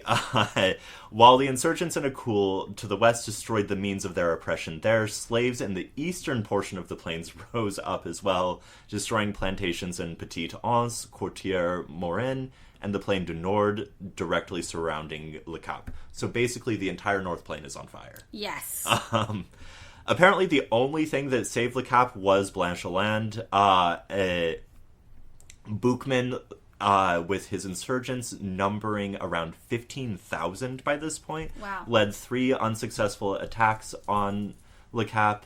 An incident reported a few weeks into the rebellion emblematizes the mood of the rebellion. The colonial forces defending the plantations captured an insurgent. At first, I have to say, this is an aside, when I was writing this out, I was like, I get to call them insurgents now. I don't have to keep writing out slave over. That is, it feels good. There's a power transfer. Where it's like, okay, they're not, I don't know, you know what I mean. Yeah. No, it is. That's what I mean. It's inspiring. They're literally flipping the narrative. Yeah. So the colonial forces, they captured an insurgent. At first, the man tried to escape by pleading innocence. When he realized his fate, recalled one of the soldiers later, he began to laugh, sing, and joke, and jeered at us in mockery. When they executed him, he gave the signal himself and met death without fear or complaint. On his body, they found pamphlets extolling the revolution in France, materials for firing a gun, and a voodoo fetish. So, I mean, I just think, the fact that they're, the insurgents at this point are the fucking, kill me, sure, whatever, that's fine. The planters almost immediately blamed the insurrection on the ideals being propagated in France. And here's the thing, that's true as far as it goes. But it's the Cedric Robinson thing, right? It's not like the slaves were we were as happy as a slave on Galifet until we heard the Declaration of the Rights of Man, and then all that stuff that they were talking about in France, that just really... No, yeah. Right, they had been resisting the whole time. That's, yeah. Right. Well, I think, the thing that it sounds like the French Revolution did was create enough political instability that there was an opportunity where you started to turn the kind of the bourgeoisie against the royalty, and this creates a fracture, and you see suddenly your enemies are divided, and that gives you an opportunity to jump. So again, the ideals kind of the insurgent did have pamphlets describing conditions in France. Don't you want to know your enemy though? I don't want to know my enemy. Well, no, I mean this is all the republicanism shit, and Toussaint Louverture does speak in the language of republicanism when he, and he's the person about whom we know the most in all of this. So, again, there's, like, organic culture synthesized between Creole and African slaves and independent communities living in permanent marriage are more important for fostering rebellion and the infrastructure of rebellion, because the infrastructure of rebellion, going to meetings, that was not like, wow, we're all going to, like, form little Republican assemblies. That was, we're going to voodoo meetings and celebrations and Kalinda dances together. Again, Cedric Robinson type shit. Yeah, Cedric Robinson talks a lot about this, yeah. So, there's a belief among the liberal plantation owners that the rebellion was stoked by royalist revanchism, and they start doing all of this because... What? They're like, they hate us for our money. Basically, and right? They're like, yeah, but not the way you think. So they have all these fucking, like...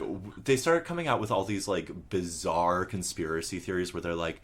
is also, like, it shows how much they bought their own bullshit about, like... lies about black inferiority. Yes. Because it's like, there are whites in blackface leading the rebellion. Wild. And we only discovered that because of their hair. Okay. Right, like okay. it's that kind of bullshit. Laurent Dubois points out evocations of the king did not imply a rejection of the language of republicanism. By mid-1791, despite the increased radicalization of events in France, the country was still nominally a constitutional monarchy. They hadn't cut off the guy's head yet. Yeah. Not a republic, and many did not see the rights of man and the authority of the king as mutually exclusive. Also, by the way, while I was doing this, I was rereading Hobsbawm's Age of Revolution, because I was like, I'm not going to read a whole fucking history of the French Revolution. Right. This is about the Haitian Revolution. Right. So I read that chapter, and he does refer to Marie Antoinette as that stupid chicken-headed wife. Oh, wow. Okay. Which, like, I was like, oh, I'd forgotten about that. But, like, it is one of those things, because I think there has been some... What's that movie lady? Sofia Coppola. Oh, yeah. She did that movie, yeah. There's been, like... And I think this was, like, a part of, like, a long-standing, like, recuperation of Marie Antoinette's character. Yeah. Where it's like, she's not bad, Louis the 16th was really dumb. And, like, obviously Louis the 16th gets the vast amount of the blame. Right. She does seem like just a dumb rich lady. Yeah, she doesn't seem great. Yeah, like, it's like... She doesn't seem like she needs her image rehabilitated. So... Ooh, another important factor in the rhetoric of rebellion and the choice of the insurgents to take a royalist tone, which the thing is that sometimes they would be like, we're Republicans, and when they had to, like, meet with people, and sometimes they would be like, we're royalists, and, like, the people fighting them and negotiating with them were always like, we don't fucking know. Like, what the fuck is this? One motivation was collaboration with the Spanish and neighboring Santo Domingo, which is modern-day Dominican Republic. Which basically the Spanish were like, we can get in there. We'll give the slaves some weapons. Right, yeah. And that doesn't really This is similar to, like, what the French did with the United States. Yeah. When we were like, we hate England. They were like, oh, slide in there. Yeah, it's like, well, it's not going to be bad for us if, like, France's economy goes to shit. Right, exactly. It's a little enemy of my enemy is my friend. So they began openly trading with the insurgents and selling them weapons and stuff. So the insurgents in the north quickly turned from vengeance to an incredibly disciplined military. One Le Cap militiaman who fought the insurgents recalled that in the beginning of the insurrection, the Negroes made their attacks with much irregularity and confusion, and their weapons were mostly the instruments of labor. But they come on now in regular bodies, and a considerable part of them are well armed with muskets, swords, which they have taken and purchased. In the early days, they also were doing things when they didn't have access to cannons, where they were cutting down trees and disguising them as cannons in order to freak people out. They also frustrated the colonial militias through the use of basically guerrilla warfare, attacking and then retreating into the difficult terrain of the mountains in the interior of the colony, where the Maroons understand the terrain much better, obviously, than the white plantation owners and militiamen. Right. When the Cap Governor Blancheland attempted to attack an insurgent fortification on the Galifette plantation, he discovered that the entirety of the armed rebellion had fled in the night, only for groups of free people of color on horseback to return and kill the militiamen on the who had tried to attack the Galifette plantation. They used camouflage traps, poisoned arrows, and feigned ceasefires in order to lure militias into losing positions. The feigned ceasefire. That's... They're like, okay, we give up. Haha, just kidding. Fuck you. Bye. Yeah. And it's, right... Pretty cool. I think it's cool. It also... it's, that... I think some of this is also why... it is important to talk briefly, or it was important in the first episode to talk briefly about the conditions of slavery, because the insurgents weren't polite about it, as the C.L.R. James passage makes very clear. Yes. Right? And I think sometimes people, and as we'll see, reactions among abolitionist reformists in France was like, oh fuck, never mind. The slaves are, in fact, bad and do need to be put down. Later, once they see what a slave insurrection looks like. Yeah, I mean, no, that is true. It's like you have to, I mean, whatever. Most of us know fundamentally in our core that enslaving people is bad. And whatever, anybody who is trying to escape their own oppression, whatever violence they must undertake to do that is justified. Yeah. However, when you hear the uniquely horrific treatment of enslaved people during this time, you hear all this and you're like, you're happy for them. Yeah. You're not like, oh my god, the poor plantation owners. You're like, these people were fucking barbaric heathens. Yeah. And they deserved to die in this way, because this was bad. This was, they were doing just unspeakably cruel and horrific things to the enslaved people here. Yeah. So they... Obviously, it didn't take them long, and again, this is an ideology pre-existing ideological thing for them to become extremely well-organized and to organize themselves into bands that, you cannot attribute to, they just learned from white people how to resist. Right. And they used any means necessary to, quote, confuse European units in order to defend their positions. On their flag was inscribed a motto calling for a death to all whites. They marched to African martial music and would begin an engagement with considerable order and firmness, crying out for victory. And the African martial music, obviously important, again, another signifier of, this is not, a Republican thing. Right. Free people of color, after the disastrous Auger affair, begun to join the rebellion in droves. In November, Boukman is killed, and he was replaced by two insurgents, Jean-Francois, who assumed the role of general, and Biassou, who attained responsibility of the lieutenant general. News of Boukman's death sent the insurgents into a fury, who took vengeance on the white prisoners in their possession. Jean-Francois was especially highly respected and especially well-liked among mulattoes and free blacks under his command, while Biassou was more of a fiery disposition, and he was like a voodoo adept. At this stage, Toussaint Louverture had joined the fight and was serving as Biassou's secretary. Also in November, representatives had arrived from France to carry on negotiations with the rebels, and things, by the way, in France, not going well. Okay. The revolutionary government is we're not quite at the terror, and we're going to talk about what James says about the terror in a little bit. But it's clear that the National Assembly is falling apart, and it's riven by right-wing republicanism. That's a sort of we don't want to go too far. We don't want to embolden the masses. We don't want to we want to just get the rights of the economic elites met, and then we're done. Right. And it's here that the first divisions within the rebel camp start to make themselves known at the same time. The mass of the revolt, of course, nearly leveled the plantation system that oppressed them. Their leaders, on the other hand, were unsure how to proceed with the representatives of the slave-owning class.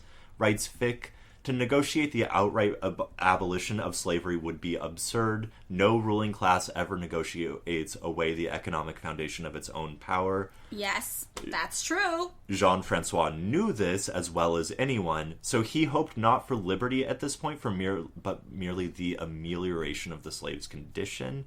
One of the insurgent prisoners, Monsieur Gros, published an account of a conversation he had with Jean-Francois on the motivations of the general, in which he is reported to have said, "I never claimed to be fighting for general emancipation, which I know to be an illusory dream."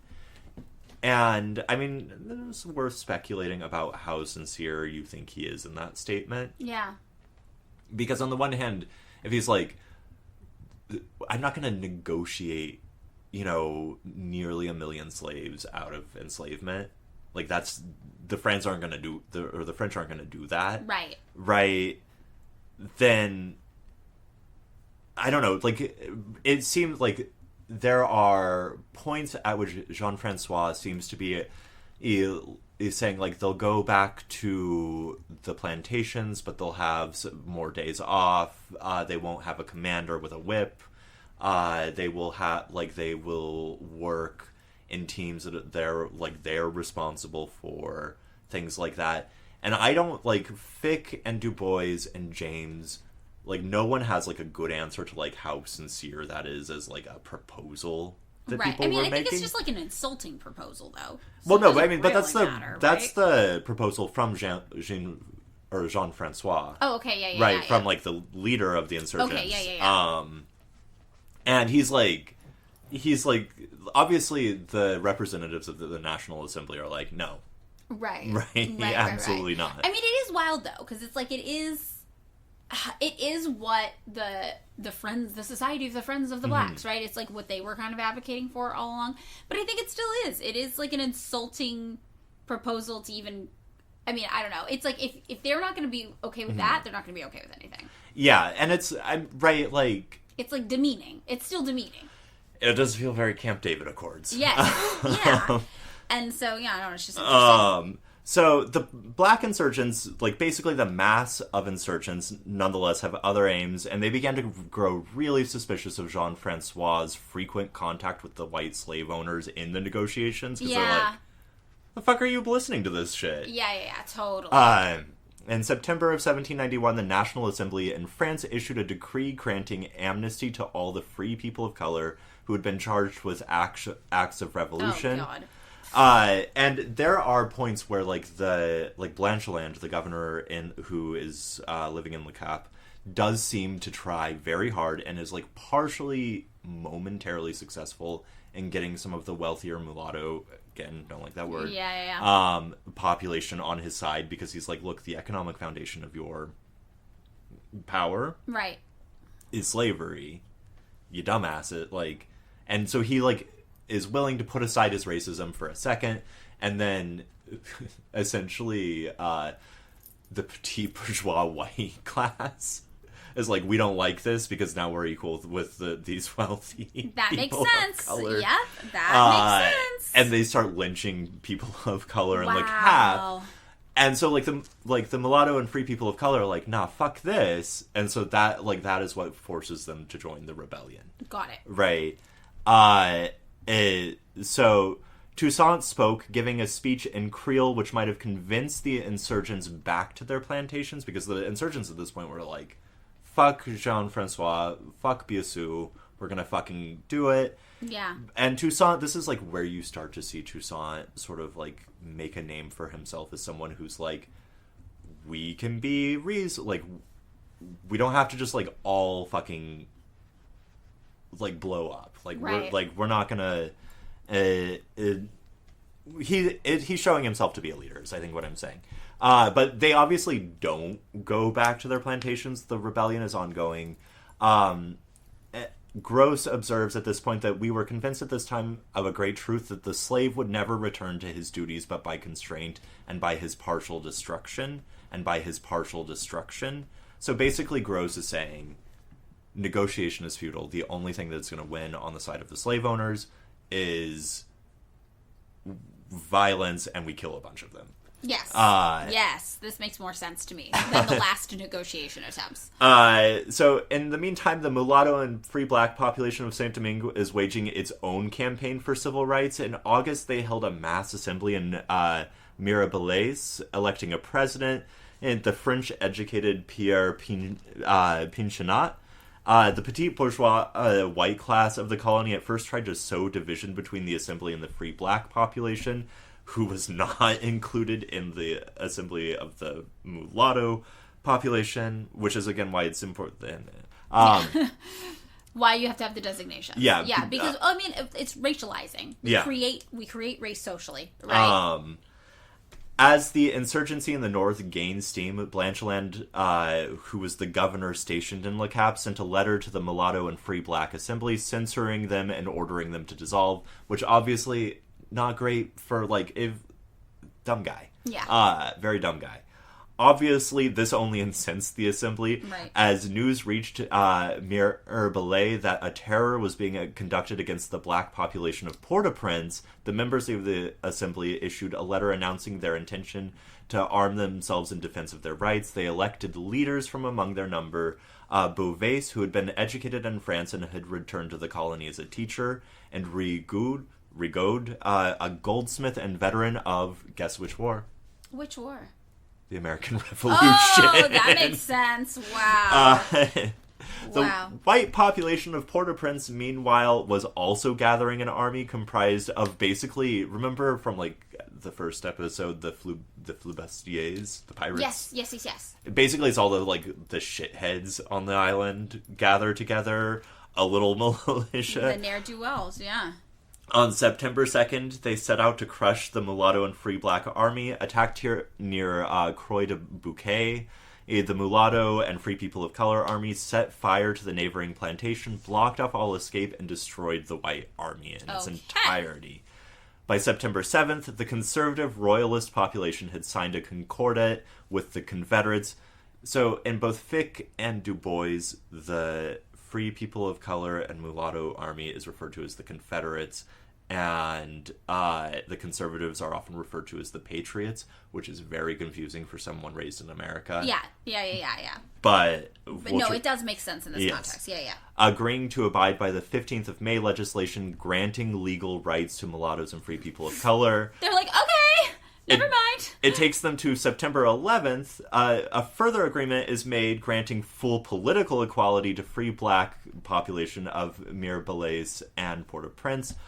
Almost immediately, portions of the white militias began undermining the agreements, additionally sending requests to the British in Jamaica for aid in putting down the mulatto and free black population. And by this point, the Confederate Army represented the free black population of Mirabelais and Port-au-Prince numbered over 4,000, and the Patriot Army, the white bourgeoisie, was more or less forced to negotiate again with the Confederates. At this stage, the white population of Port-au-Prince intensified their campaign of terror against the black population, arresting 25 slaves within the city from the neighboring plantations over the protests of the local black population and summarily executing them without a trial. Wow. Negotiations between Blancheland and the Confederates reaffirmed the September 11th Concordat and further dissolved the all-white police force with the intention of reconstituting it as a multiracial police force. Okay. That never happened. All right. Cool. Romain Riviere, a free black man of Spanish origin, by the way, had organized an armed rebellion of slaves, some of whom were on his plantation. He was like, I'm freeing you guys. Cool. We're going for it. All right. In the area surrounding Lieujean and Jacobins, mountainous and nearly inaccessible plantations in the interior of the western province. And okay, because it's so fucking rich, I gotta quote in full Fick. He appeared to be a shaman. His cult, however, was as dubious as it was bizarre. Having set up quarters in an abandoned church, he preached mass before an inverted cross and saber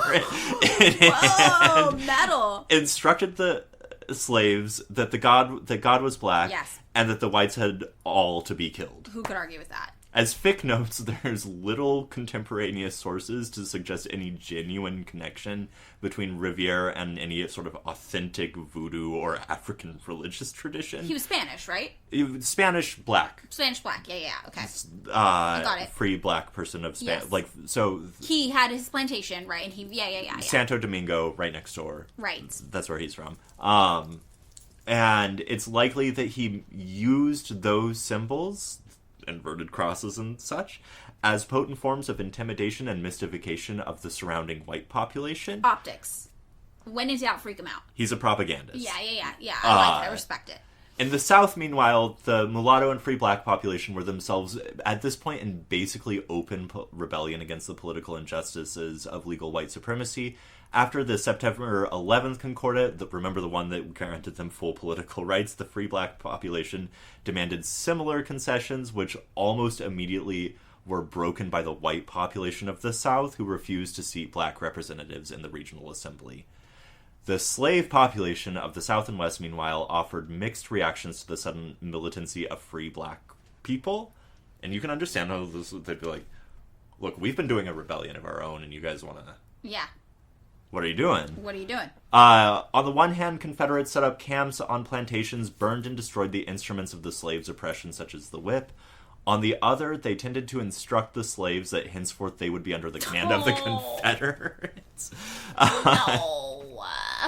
Blanchardland, meanwhile, as I mentioned before, was requesting more aid from the British in Jamaica. The British sent provisions, but not soldiers. They did send soldiers later, and we'll talk about this sort of at the end of this episode.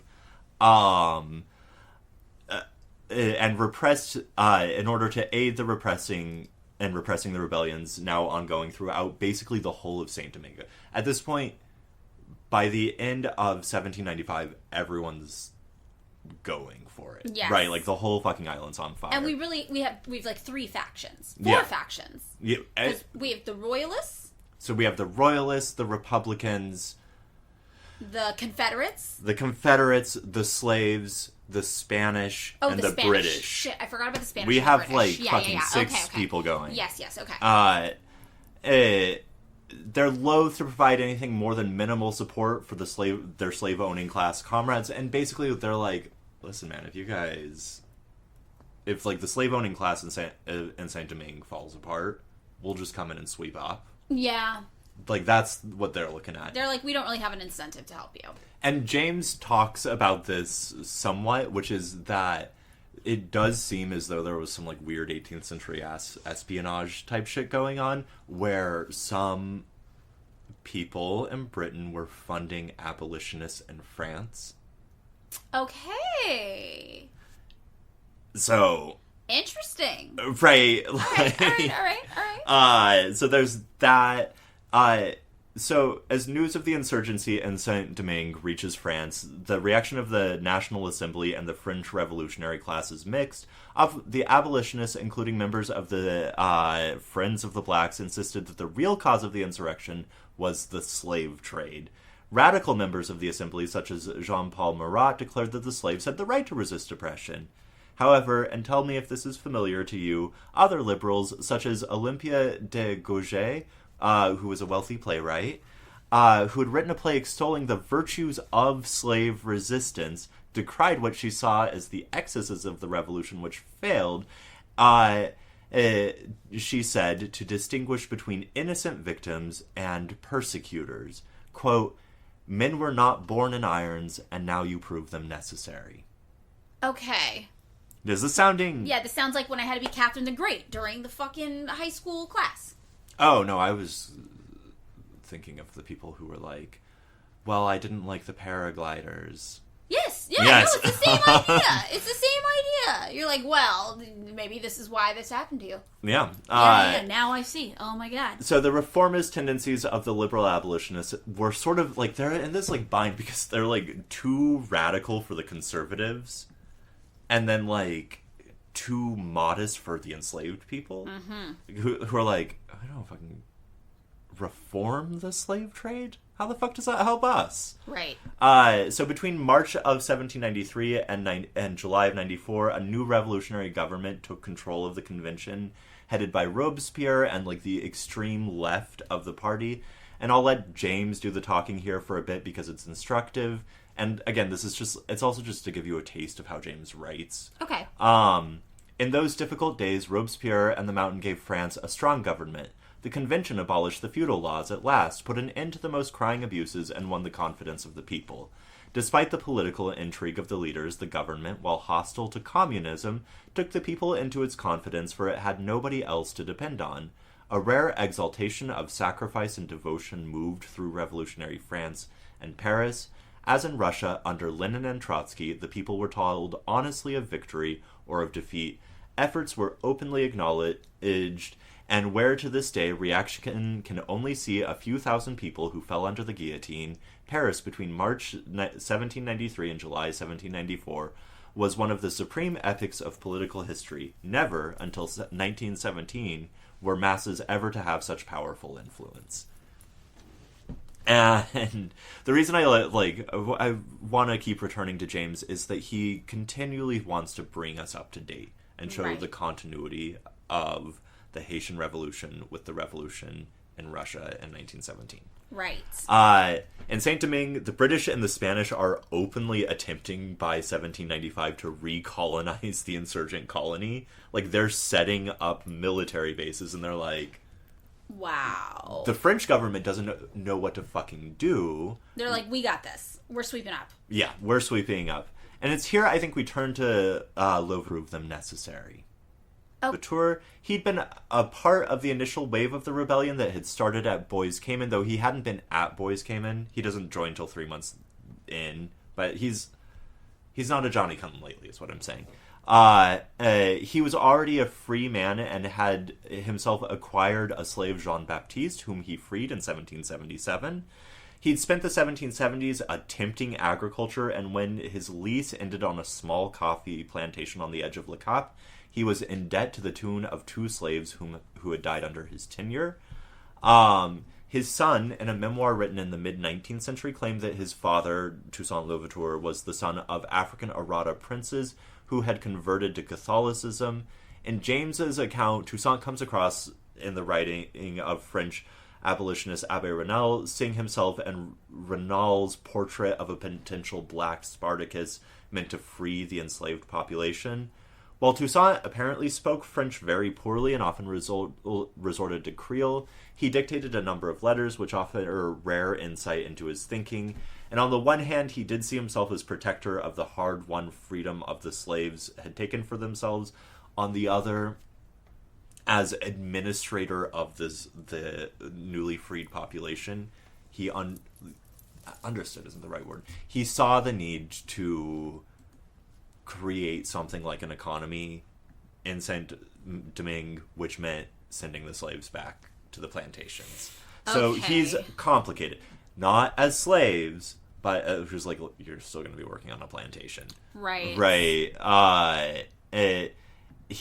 So on August 29th of 1793, just as slavery was being abolished. So this is, at this point, the ninth Thermidor is happening in France, which is this thing where they sort of like, they were like, we're doing year 1. Okay. History over. Right. New history. Us. We're going to make time decimal time. Okay. I don't remember any of this from history.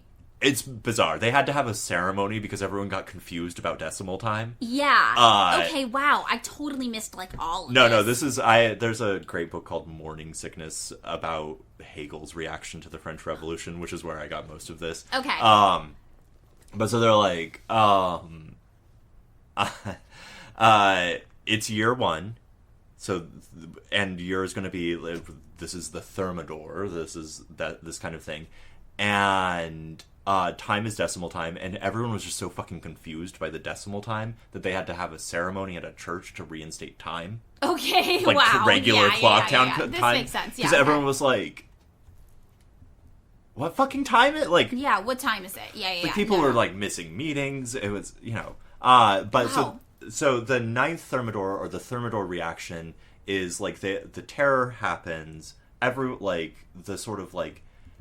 freaked out. Also, the entire economy of France is in the fucking toilet because, like, you get a bunch of revolutionaries who are like, we're big on ideas. Yeah. We're idea men, not real nuts and bolts kind of guys. Right. The only nuts and bolts we care about are those that operate a guillotine.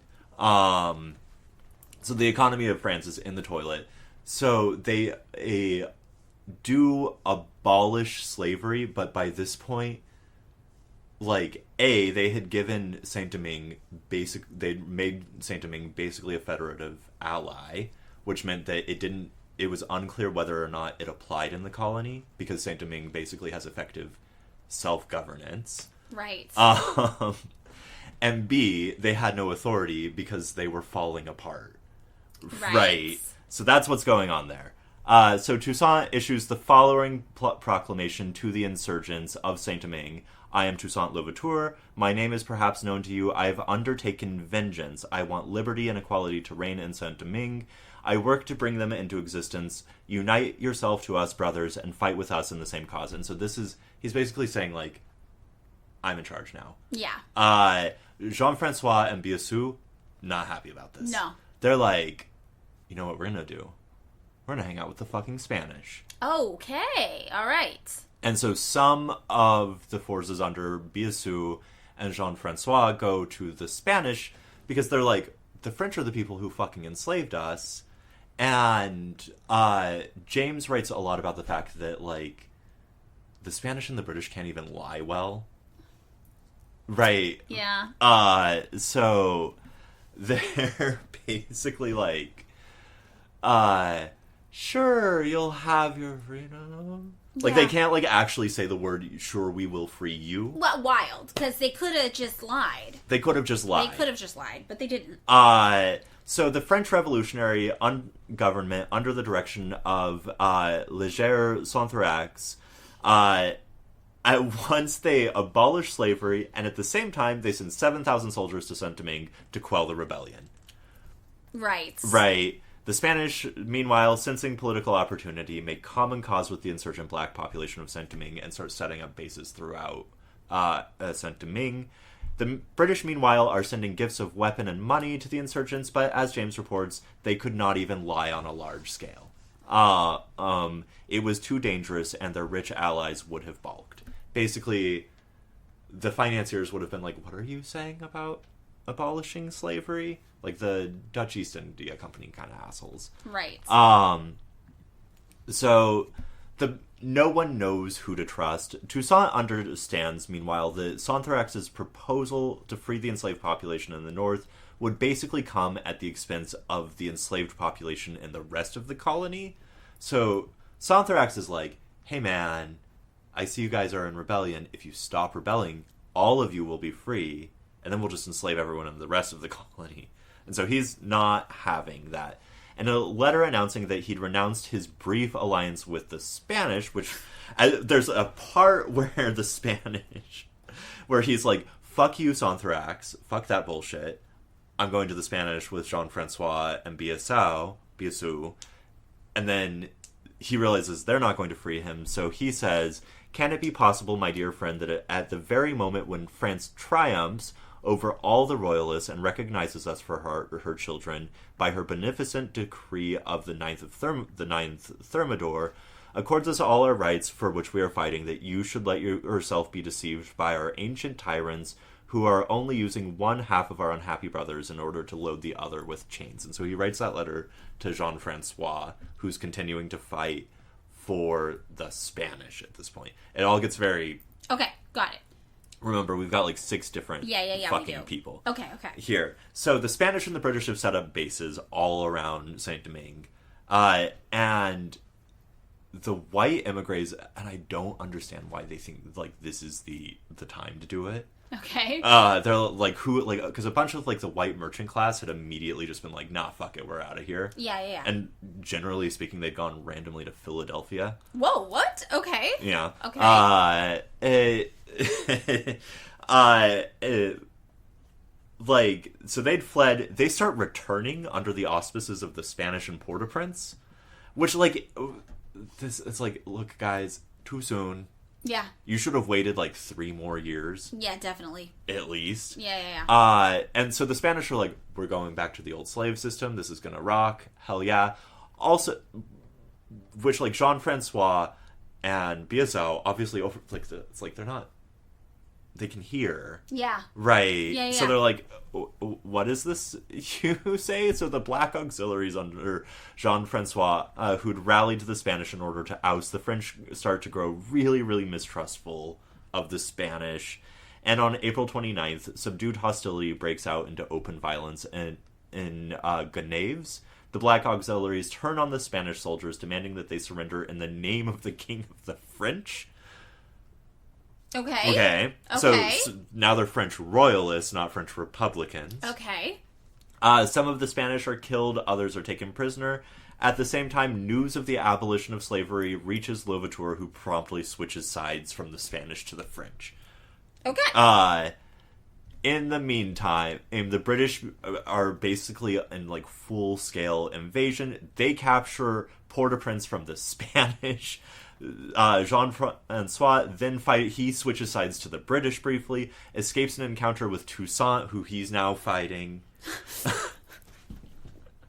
and then promptly abandons the Spanish, who he had gone back to, and descends on the town of Fort Dauphin, and in view of a helpless Spanish garrison located nearby, kills all 700 French planters who had rallied to the Spanish side. Wow.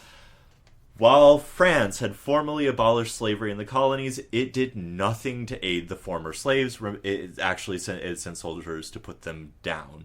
And at once, they're being invaded by the Spanish and the British in an attempt to reconstitute slave society. Many of the free people of color who had flocked to the British, who at once insisted that they were fighting for the political rights of the free black population, and simultaneously refused to give them those rights. And this, by the way, happened in the American Revolution as well, where the British armies would say to enslaved people, if you join the British Army, you'll get your political freedom. And then for a lot of those people, they did not. It never happened. Yeah, wow. It never happened. So the insurgents under Louverture's leadership, meanwhile, besieged the British-occupied Port-au-Prince. Jean-Francois and Toussaint are locked in essentially a propaganda war over the loyalties of the formerly enslaved insurgents. In a letter written to the insurgents fighting on the French Republican side, Jean-Francois wrote that the liberty the Republicans tell you about is false, in reply to which Louverture writes back, "You say the liberty the Republicans offer is false. We are Republicans, and therefore free by natural laws." In essence, Louverture is learning the rhetoric of French republicanism very well. Men are free by nature, and only kings would make them slaves. Right. So he's basically saying, it's not the Republicans who are saying that you're free. You are free by nature, and it's only the Republicans who acknowledge that. Got it. At this point, the French Republican is basically descending into chaos. And though it's abolished slavery in the colonies, in practice, the French Republic has abandoned the colonies to the machinations of the British and the Spanish. The British basically kicked the Spanish out, and in July of 1795, France and Spain conclude the Treaty of Bale, which cedes Santo Domingo, present-day Dominican Republic, to the French, but the French have no capacity to actually do anything about that. Okay. Because the British are there. Yeah. But the Spanish are basically like, we can't do this. So they've basically left the field, and it remains to the British to try to reconstitute the old racial hierarchy in Saint-Domingue.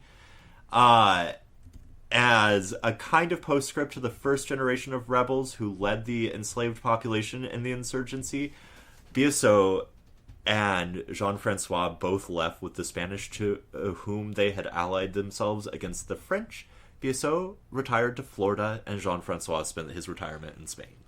And I think that's where we're going to leave it today, if that's okay with you. Yeah, I think it's totally fine. It's a lot. It's a lot of mess. So we have all these different factions coming together. Obviously, the colonizers are like, political instability is a chance for us to jump in. Yeah. And make this a colony again, just under our name.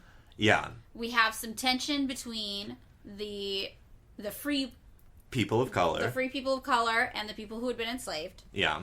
And the mulatto population who represent their own sort of political wing within, because it's ambiguous what their political rights are. Right. So it's a huge situation. Yeah. So, okay. So next week, what are we going to be going over? We are going to be going over basically the routing of the British. The brief moment at which it looks like Saint-Domingue could be a free society under French governance, or as a federative ally with France. Okay.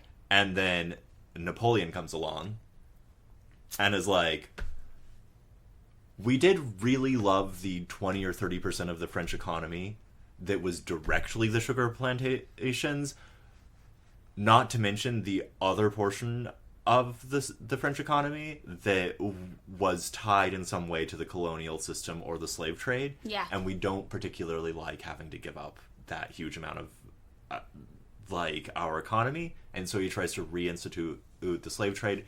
So we're going to talk about that, and I think that'll take up the first portion. And I'm sorry these are so long. No. I love a long episode. I think our listeners love a long episode too. That's usually the feedback we get, is that people do like a really long episode. I like the people in the history section of the Los Angeles Library are getting bored of seeing my dumbass face. No, I think it's going to be good. And then obviously we'll also talk about the aftermath of the revolution. So we're going to talk about the ways in which, for systematic and capitalist reasons, the Haitian economy, as we will begin to get to call it in the 19th century,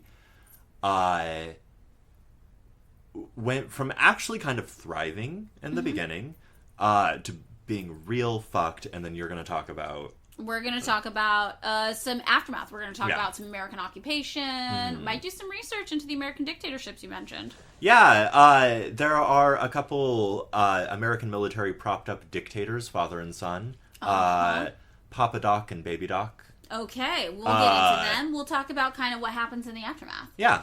I think it'll be really good. Okay, so that's part 2 of the Haitian Revolution. Again, if you're looking for more content from us and you're all caught up to speed here, you can pop on over to our Patreon, patreon.com/pickmeupimscared. It is $2 or $3 a month, depending on what tier you opt for. And we have hundreds of free episodes. David, is there anything else you want to say before we wrap this one up? Hegemony, hegemony, hegemony. Hegemony, take a shot. That's it. Okay.